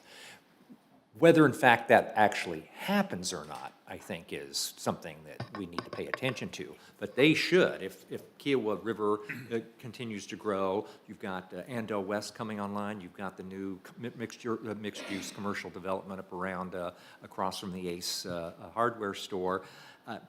You know, one would think that they would have to be expand at some point beyond their 6 on Lower Johns Island. It may be substantially so. Whether or not He that mentioned happens. that this will be Yeah. the case. Yeah. So Stephanie, correct me if I'm wrong, but I think they are planning to build kind of an enforcement facility. I don't know if exactly. Public that's the safety right- facility. Public safety At facility Kiowa at River. Kiowa River, which of course will, I It'll assume, just be a service. substation now. Service, well, it serves as a fire department station EMS, for Kiowa River. yeah. But it will also service as a stopover location for the police department. But I think my point is beyond what you're saying. Brett. I think that the sheriff's office has to grow with the growth is clear. What concerned me was two things. One, which I already mentioned, is that are we then going to fall short of coverage because there are so many more problems on Johns Island that the sheriff's office needs to take care of, right? And then the second point, which I'm still trying to evaluate, but I make an assumption here without probably not leaning too much out of the window, is that our community, similar to Seabrook's community, have certain expectations, right? That even with the very best sheriff's department's performance cannot be met just by the pure fact of our remoteness, right? That takes me back to response times, right? But it also takes me back to a third element, which I'm probably the most concerned about. We all look so much at our property values, right? And we have been very fortunate. It just takes one incident, one single incident, whatever that might be, and we are national news. And not that we can prevent that necessarily from happening, but the response to it is what I'm then concerned about. If we have not taken actions early on to be prepared for this. Now, I know that Greg is doing all of these things of, these, sorry when I say that, but these kind of sandbox kind of exercises that you guys do to training exercises, right? So I think we all, an active shooter kind of stuff. So it's not that we are not doing our part here, but I would fear that, if something happens, and it might not even be super drastic, but if something happens, that the community will look at us saying, why haven't we, right? And I think those are all these factors that are something we need to consider, and that might weigh more than our concerns about the fiscal situation of the town. Apart from fiscal issues, I agree that we need to look at all these issues very carefully. Part of the question that comes in my mind is, Kika could do this. But they don't go outside the gate, so what happens to Freshfields and USC and Seafield? Stephanie, let me Yeah. finish. They can do any of this on the island itself. So the only thing we're talking about then. They're not. What can they Well, they're do? SLED They certified. could. They're certified, it's just as a homeowners association have It's decided chosen. not to take that, I would say liability. Liability. And have them armed. So the issue is, when you say it's, the community, would look to us, the community could look to Kika, it could look to us. Certainly with respect to the island, Kika has the ability to actually have uniformed police officers on their payroll and on the island. They could have constables. They've chosen not to for various reasons. The question is why, and are those reasons valid for us or not? The issue is, there is an issue with regard to Freshfields. Andale West is actually Charleston County. Freshfields is ours. I don't quite how you separate those two, but if you have a first responder, they actually have to go outside the jurisdiction as well. They're obligated to do so. So all these things, I think, are fair for discussion. I would like to know more about whether like I said, an alternative, establishing, hiring one or two constables as opposed to a full-fledged police department might be an alternative path. Those are the kinds of things we should evaluate in the context of a feasibility study. So what I'm hearing, but please correct me, is that I think I would like to go back to the RFP, rewrite the RFP by incorporating what we just talked about, be more explicit about objectives, be more explicit about different options we should look at and the pros and cons of those. I would also like to add, a more detailed exercise to really gauge or learn from the community what the levels of expectations are. So rewrite the RFP, reissue the RFP with that rewritten kind of context that we all should review, similar to what we did with the other one, Zoning? with the We just zoning talked about? project. Exactly, thank you, Stephanie. Then reissue the RFP and ask for updated proposals. I agree. Okay. Greg, would you be okay with that? Yes, sir. Does that make sense for Yes, sir. you, what Yes. we just talked about? Yes, sir. Okay. So would you please undertake the additional work to rewrite the RFP? And then maybe after, of course, you will review this, Stephanie, and then please bring it to the council members for review so that we have an opportunity to provide input and ask questions and, you know, and then we can reissue it. Okay. For an updated quote with meeting those expectations that we voiced here last time and today. Okay. Is that okay? Yes, sir. Yeah, I agree. Very good. Thank you. So we come to our last discussion item, discussion of eminent domain for the Curie building. I asked for this agenda item, assuming, Brad, you will advise me here that this is not a good enough topic for an executive session. Is that correct? I'm not sure what the basis for executive session under the established criteria would be, but Exactly. we're not So- in negotiation. No, I mean that, so by that you answered that question already. But I wanted us to discuss, and unfortunately the mayor is now missing, so we might want to do this again, but maybe just among the three of us, gauge a little bit the interest, discuss a little bit the pros and cons of doing this. I think that after all of these discussions we had about traffic mitigation, situation at the first gate, and we know that this will not become better, it become more difficult to manage. So something will need to happen at this intersection. If this is a roundabout or some other solutions, we haven't really decided this yet, although the proposals we've seen might point in that direction. But whatever we do, it will, from my understanding, require that the town has ownership of what is called the Kira property, the Kira Island real estate property, including the building. As you know, and as it was made public, we had various discussions with the property owner about the property. We made, can I say that, 2 offers that were declined, mostly for the reason that our appraisal, both parties' appraisals, different appraisals, were far apart from each other. So if we are not willing to pay a substantially higher price for the property than what our appraisal shows, which I think we would not be allowed to, is my understanding.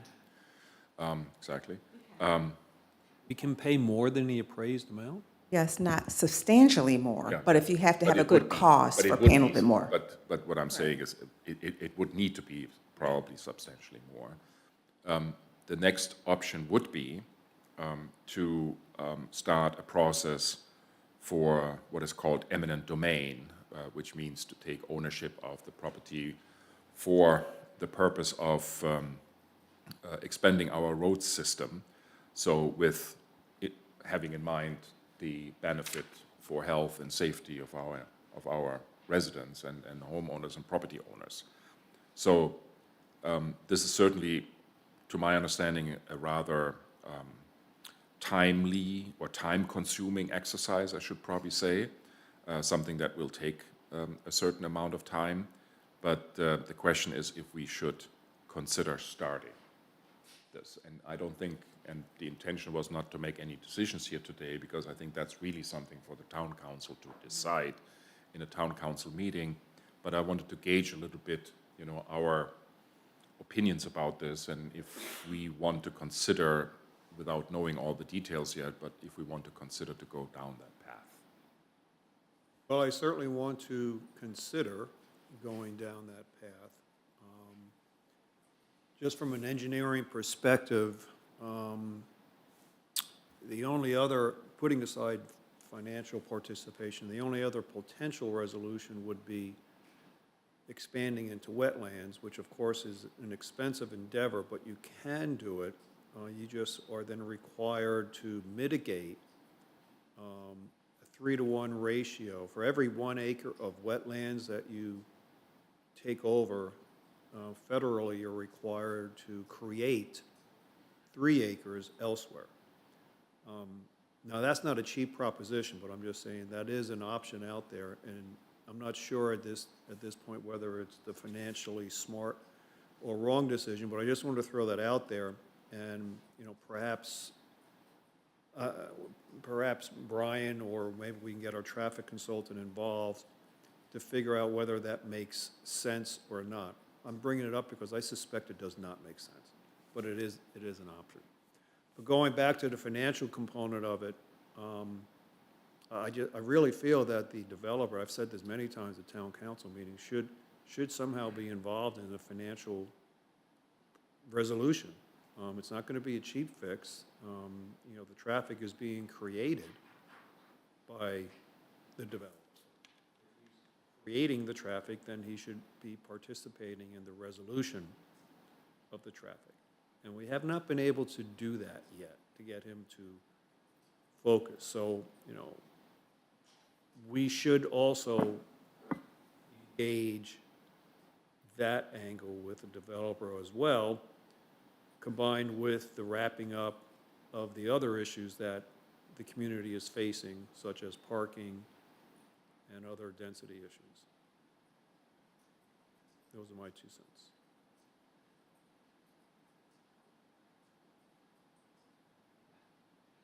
I certainly think eminent domain, that authority is something that we should keep in our back pocket, prominently in our back pocket, sticking out for everybody to see as an option. My own view is that premature as to whether we need to go down that path for a couple reasons. One, I completely agree with Russ that the partners which own that building are not just a normal developer. They assert to be the master developer for the island. As such, my view is they have an obligation to ensure that any development comes with adequate public infrastructure. And that has not been the case. I'm not aware that they've invested a dime in public infrastructure in many, many years. I may be wrong in that. Maybe there has been a little bit in Ocean Park, but certainly not on this part of the island. Two, to the extent we would go down the path of exercising an eminent domain, it's not clear that we would necessarily need to exercise eminent domain over the entire portion thereof. For example, if we had concluded that just the right turn lane was necessary, we could have exercised eminent domain for the portion of that parcel just in order to accommodate the right turn lane. I think there are some other options we considered. I mentioned this to Russ. There is a section of our code that allows the imposition of impact fees. I'm not aware that we've ever utilized that in the past, but if we undertake an impact assessment, the whole point of this is to determine the amount of impact fee based upon it's necessary for the purpose of financing public facilities necessary to accommodate new development as may be determined by the town council.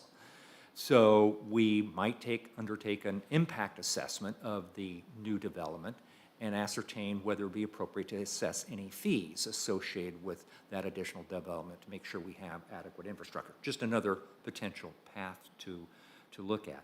The bigger concern I have, why I think it's a little bit premature, is in 2 respects. One, I would really like to see first what the impact would be of having a full-time flag officer, not full-time, but all peak hours, of implementing some of the suggestions, Michael, you have for mitigating kind of the highest density traffic flow, peak period traffic flows, as well as construction management schedules.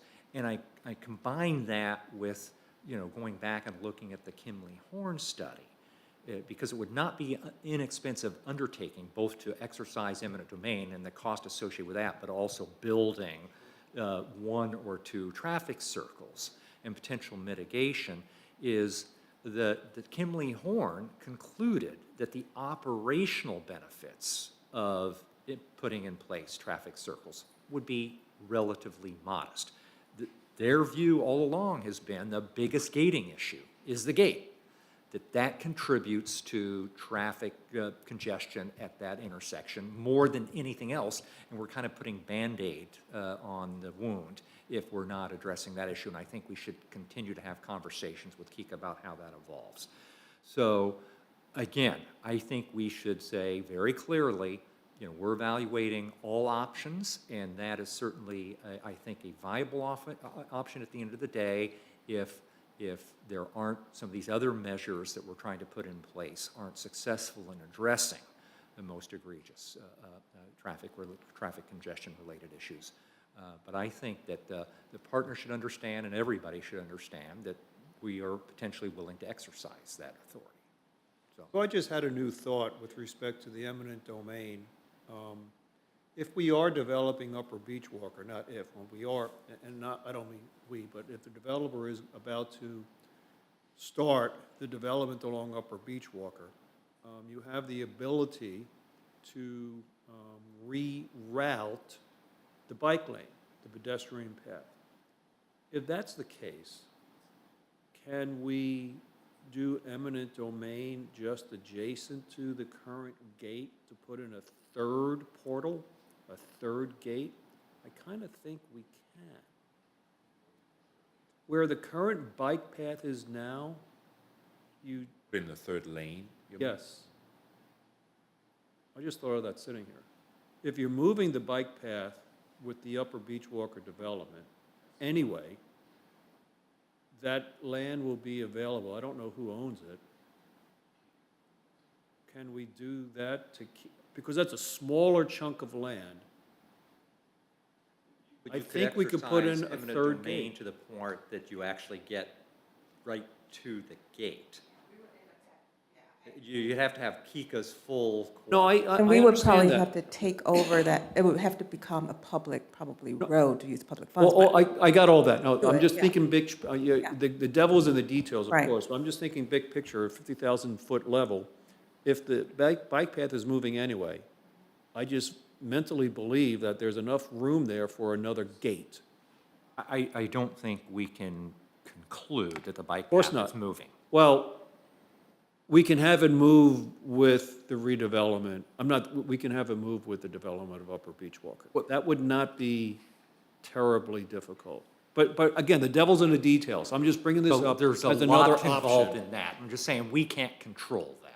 I'm not sure we can or cannot. This is another potential option I don't think we've ever discussed. And to that degree, for whatever it's worth, because of course we have nothing in writing, but with all the conversations we had with the partners about Upper Beachwalker, even unto this very day, always kind of strongly assumed that the bike path will be rerouted, Right. just for pure also safety reasons. Safety So reasons. I at think the it's- moment, I don't have, I have no reason to believe that no matter what is built on the Upper Beachwalker parcels, but the commitments verbal commitments from the partners were always very clear when it came to the bike path. So your idea is actually interesting, and I would start, raising my eyebrows why our traffic consultant didn't come up with that either. Right? I mean, they could have looked at all of this as well, right? Didn't come up with it, but because we didn't own it, we probably told them not to, because we have to go through eminent domain, we would talk with Kika, because we would essentially be taking Kika's property, we would then have to control that public access, because on the other side where we want to place it, we couldn't use public, I don't think that we can essentially be able to use public funds and give it to a private entity. No, I mean, the way I'm spinning this forward of Russ's idea here is that we would take eminent domain of a portion of the Kira building to build a third lane. No, not the, no, no, He's no, talking no. about the other Adjacent to the side. gas station, I adjacent to the understand, I gas understand, station. but to access that lane and make it long enough so that it really Yeah. becomes effective, you probably have to still take some of the property of the Kira building, lead over the intersection, and then hopefully work Possibly, yes. collaboratively You could- with you could Kika, have the you know, third to lane say, route. we are converting that, you know, into, so. But it would be, I'm thinking, given the price of what the real estate building would be, and plus the price of the roundabout and everything else, this may be the far less expensive alternative. Very well be. The least expensive alternative would be, which the Kimley Horn said, is you simply move the gate 50 feet.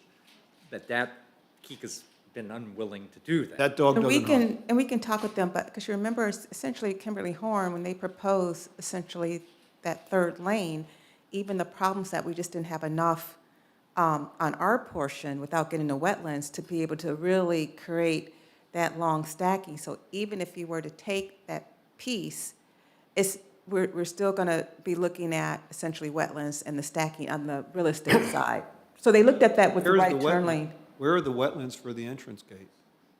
There's not anything where we're not talking about on the other No, side I of the mean, interest when, rate when right you now. spin your idea further, broader, you know, talking about to just make it the really real estate side. effective, to have a third lane, you probably need to start with that third lane somewhere shortly after Little Rabbit, Right, right?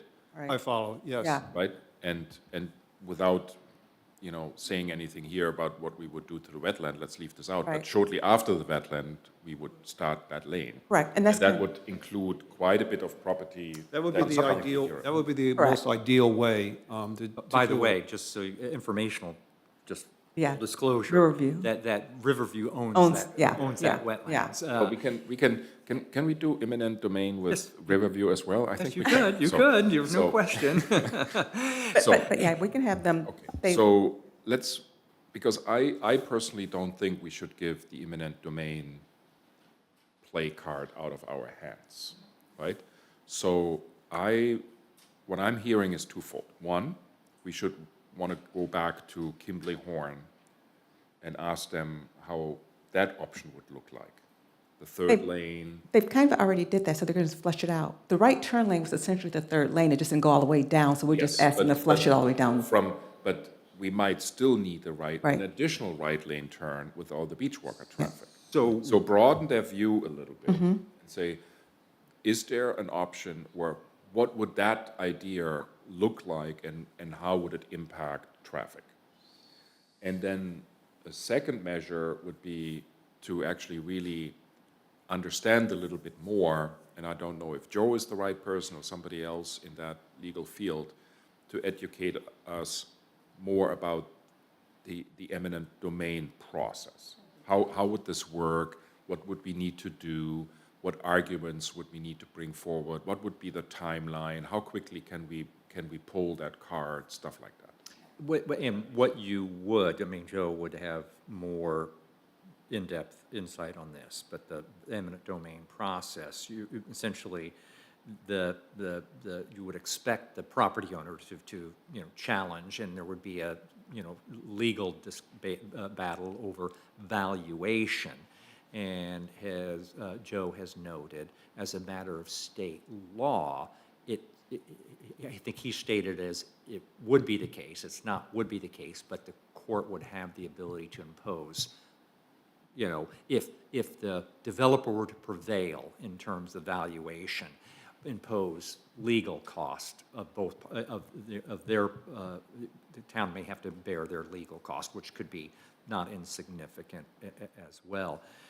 Just At the end of the day, we can only die one death, as my grandfather always said. So let's look at this. Just one thing to note, I think this was something that was touched upon by Kimberly Horn as well. Sometimes you try to solve for one problem, you create others. If you're trying to exit Beach Walker and taking a left turn, you've got now 3 points of conflict instead of just 2. It's bad enough when you have, because they're exactly the same time, and they're trying to say, well, if the guy coming in the left lane is a little behind the guy in the right lane, the right lane guy is going, even if the other car was there first. I understand. And You're so, right. and now you've got You're right. 3 of those You're right. You're to right. deal with. So that's an engineering kind of Kimley Horn type of issue to kind of think through and work through. But I know already it's somewhat of a practical No, issue. you're right, but it takes the whole KRE parcel off the table. We don't have to have the entire parcel any longer, just a small slice. Yeah, I'm not saying that is not a potentially viable option worth considering as well. Yeah. Would we need a ways and means decision for that additional work that we would ask Kimley Horn? Yeah, let me look at their contract and see, because their contract really is to do work for the intersection. So this is part of what we're asking them to do, but I'll double check that. And I certainly have no issue with Kimley Horn, reassessment or additional, evaluation of a full range of options. Again, it would be my preference that before we go too far down these paths, apart from Kimley Horn's evaluation, that we first look at the other mitigation measures we are in the process of implementing and others that we've talked about. Because who knows, maybe that solves 75% of the problem with fairly low cost without raising these other particulars. I don't know, but. Let's use the time would be my. That's fine. Not counter argument, but my advice to say, let's use the time to look at the impact of, the new resource at the intersection, maybe some additional blackout dates, maybe that will help. But use that time to get more ideas from Kimley Horn, either without or with additional approval from Ways and Means, and get us a little bit more educated about the eminent domain process, implications, risks, et cetera, going forward. Mark? For what it's worth, this question about the additional lane, when the original gatehouse that was built back in the 70s was being considered to be positioned where the present gatehouse is right now, that additional lane that you're talking about was being considered. So there may be homework in KICA archives about how that was considered and why it was, I can't remember why the outcome was the outcome, but I remember it being considered. It might just help in your assessment. Yes, very good. Okay, so let's take these 2 action items, okay, that we see what Kimley Horn can bring us, and have Joe educate us a little bit about the eminent domain. I want to circle back to something we discussed earlier, and I just kind of didn't really focus on it at the time, but the issue of construction traffic on the island, that is solely a KICA issue right now. So can it also be a town issue? And should we consider that? Do we want to restrict the hours of construction traffic on Toki-owned roads? Back talking about beach walk. Yeah. And it's kind of sunk in that the argument is that they can go down Beach Walker because they're not getting past the gate, even though they're entering a property that is subject to KICA rules and regulations. A truck can come in at 3 o'clock in the morning, park along somewhere. Enforcement would be limited, and wait until somebody comes to the construction But site. we could probably prohibit that, or we could, yes, we could prohibit that. Yeah, as part of us looking into this, I had assumed that we would include Beach Walk, the town road, Okay. and part of that restriction. Well, again, this is separate from any kind of infrastructure or anything Right. resembling This is- Tosi's deal. right. It's just as a as a. Like gen- holiday stuff and everything that we were talking about. You're talking about that? Well, No, I'm we saying- talked about, when we talked about the bullet traffic mitigation along Beachwalker Drive with the construction, right, and how we would do that. I was No actually- construction, vehicles are permitted on town-owned roads prior to 7 AM. So I assume that this would be part of what. Yeah, that's not just during, that's always. Right, yes, I'm lost because we are going to look into beach walkers, so I'm not quite sure what you're saying. You No, thought he there wants was- to make the point, which is valid, because I made that assumption without saying it, but that when we look at, how this topic here, discussion of Right. traffic along Beachwalker Drive, how your proposal will look like when you bring it back to us, that proposal also includes explicit language that construction or truck traffic, so to speak, Or kind of vendor, and however also be mirroring the vendors, language of Kika. Yeah. that any heavy-duty truck traffic is not allowed on this road between 7 PM and 7 AM. But I was discussing that given all the deliveries and everything else, the delivery should only be allowed to start at somewhere around 10 AM or so, because there's going to be tons of vendor trucks coming. Yeah, but his point, Russ, goes further, even beyond the construction period. Because I think also after, let's say, all of this comes online, right? I would, exactly what I did when I saw, again, my dog walking example, that actually trucks were allowed by Kika to enter the island before 7 o'clock, food delivery trucks. Yes, Right? that's true. I saw that so many days, so I called up Shannon and said, why is this allowed? Well, we have that special agreement. I said, why do you have a special agreement? You have the rule 7 to 7. Why are you not enforcing it? And that has stopped it. I have not seen a food delivery truck, at least along my area, before 7:10. Right? So that would be the same here, because I assume that there's also food delivery truck to the Cape. Sure. Well, they have just regular construction vehicles going down But- there, Yeah, well but before 7. let's think 3 or 4 years down the road, right? So there's a separate issue, even though no parking. This is not that, the vehicles going down towards the Cape before 7 AM is occurring every morning. What also occurs, although that's not that frequent, is you do have vehicles, they're would be going through the gate, but they come down Beachwalker, they do that little turn at Riverview, and sometimes they actually wait there at our stop sign, and sometimes they actually pull out and wait on Beachwalker until. They sometimes wait at the gas station. Yeah. I have seen trucks waiting at our Causeway Bridge parking, right, before 7 o'clock. They would stand there, opposite to the road. They just came in, make the turn in this little parking area and wait until 7. And if we just simply say they're not allowed on town-owned roads prior to 7 AM, if they get there, they start getting fined, and they. That word will get out.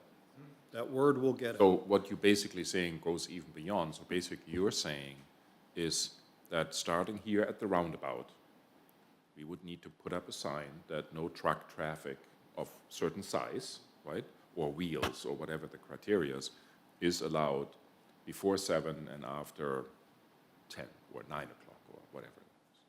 Is that's where I you're was going? trying to kind of match it up with whatever Kika's. I guess that's the right way of doing it, what you just said.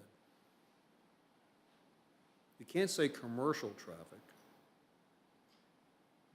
Could match the language of Kika, which is more than, whether we want to or not, but no contractors, vendors, or whether. I think they call it commercial traffic, because they also have signs that, for example, Flyway cannot and Bufflehead cannot be used for commercial through traffic. So, But the resort has probably a carve-out that they can bring in commercial vehicles. And it's one of the things, I just recall, this actually came up, and I'll have to look into it again. I have to find my notes, because we talked about this.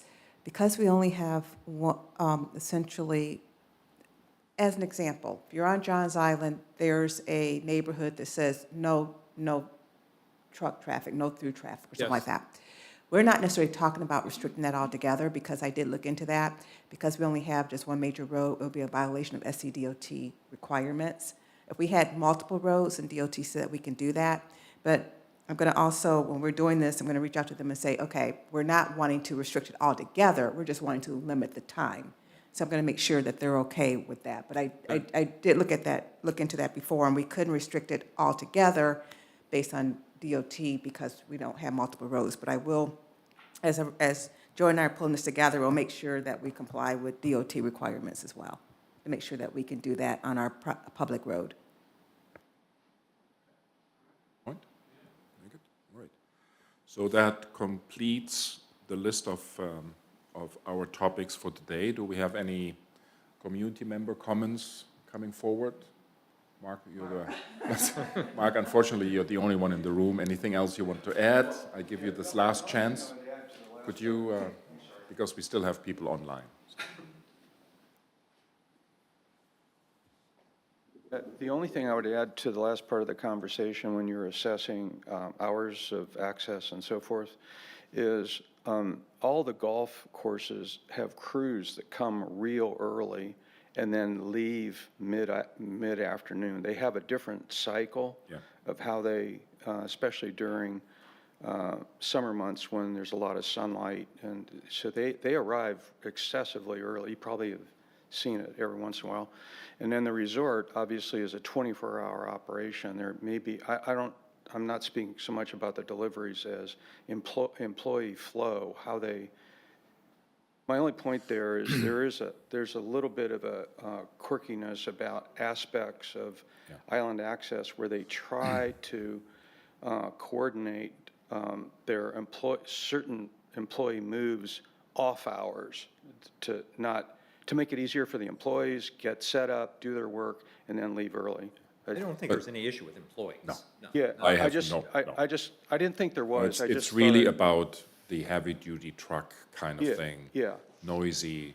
The only thing that might fall under that category is your white bus that the resort. sorry, the white bus that the resort is Oh, using. yeah, right, It's where they- probably the loudest truck where on the they entire island. consolidate, employee access. No, it's really about, delivery trucks and Just so you know, I don't know how this can be resolved. I'm just throwing out there a point that you can know. Roofers tend to start at 5 in the morning, especially down here because it's so hot, and they leave at noon.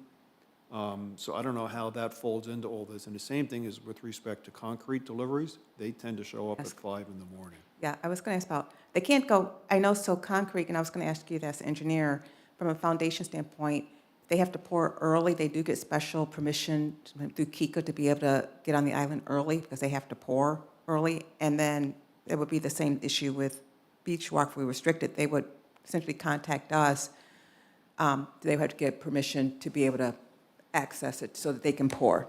So I do know that that was one of my questions. When this came up, we don't need to belabor this with regard to the Cape pouring at 4 o'clock in the morning and doing a fair amount of research, but this is your bailiwick, Russ, is they don't have to pour early in the morning. There are other solutions. They are just more costly solutions. Well, it's for the heat of the day. I know. You don't want the concrete to dry up, because then it's going to crack and desiccate, and you got to do it early. But there are other, I was reading at the time, there are other engineering solutions which they actually had to use at the Cape because they weren't pouring at 4 in the morning. It takes longer and it's more expensive.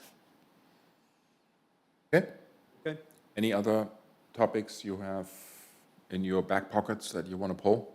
No, sir. Oh, okay. Then, Just one question, and we'll look into this. As we're talking about the construction traffic, is it only if it's in the town limits or if it's access off of a town road? The reason why I ask is that. town roads. Okay, so it has nothing to do with the town limits, because MUSC and Seafield's in the town limits, but they're going to access off of Seabrook Road, so we're not going to restrict their timing. They have managed that already, is my understanding. Okay, so I just want to make sure that when I'm looking at this, it's just town limits, but not, Now, town roads. When it comes to Endel West, though, that's a different topic. Yeah, so we're saying we're just talking about town roads, But not town limits. Seafields and MUSC is handled by Seabrook. When it and when Endel West comes, then we have that, we need that discussion. So the question is, as a technical matter, are you still accessing, before you get to Seabrook Island Road, does the town own the circle? In which case, all of the circle, in which case they would be accessing the town road for 50 feet, 100 feet? That'd be okay, But I'm we- guessing. but- Yeah. Okay. Right, Even though- we need to exclude fresh fields anyway, because we cannot, limit food supplies to Harris Teeter, to a certain And by the way, window. there's right now no residential there, and it's primarily an issue of residential kind of noise and disruption than it is. Okay, very good. Gentlemen, I enjoyed the conversations we had. I think we were super productive. That was great, and I hereby adjourn the meeting.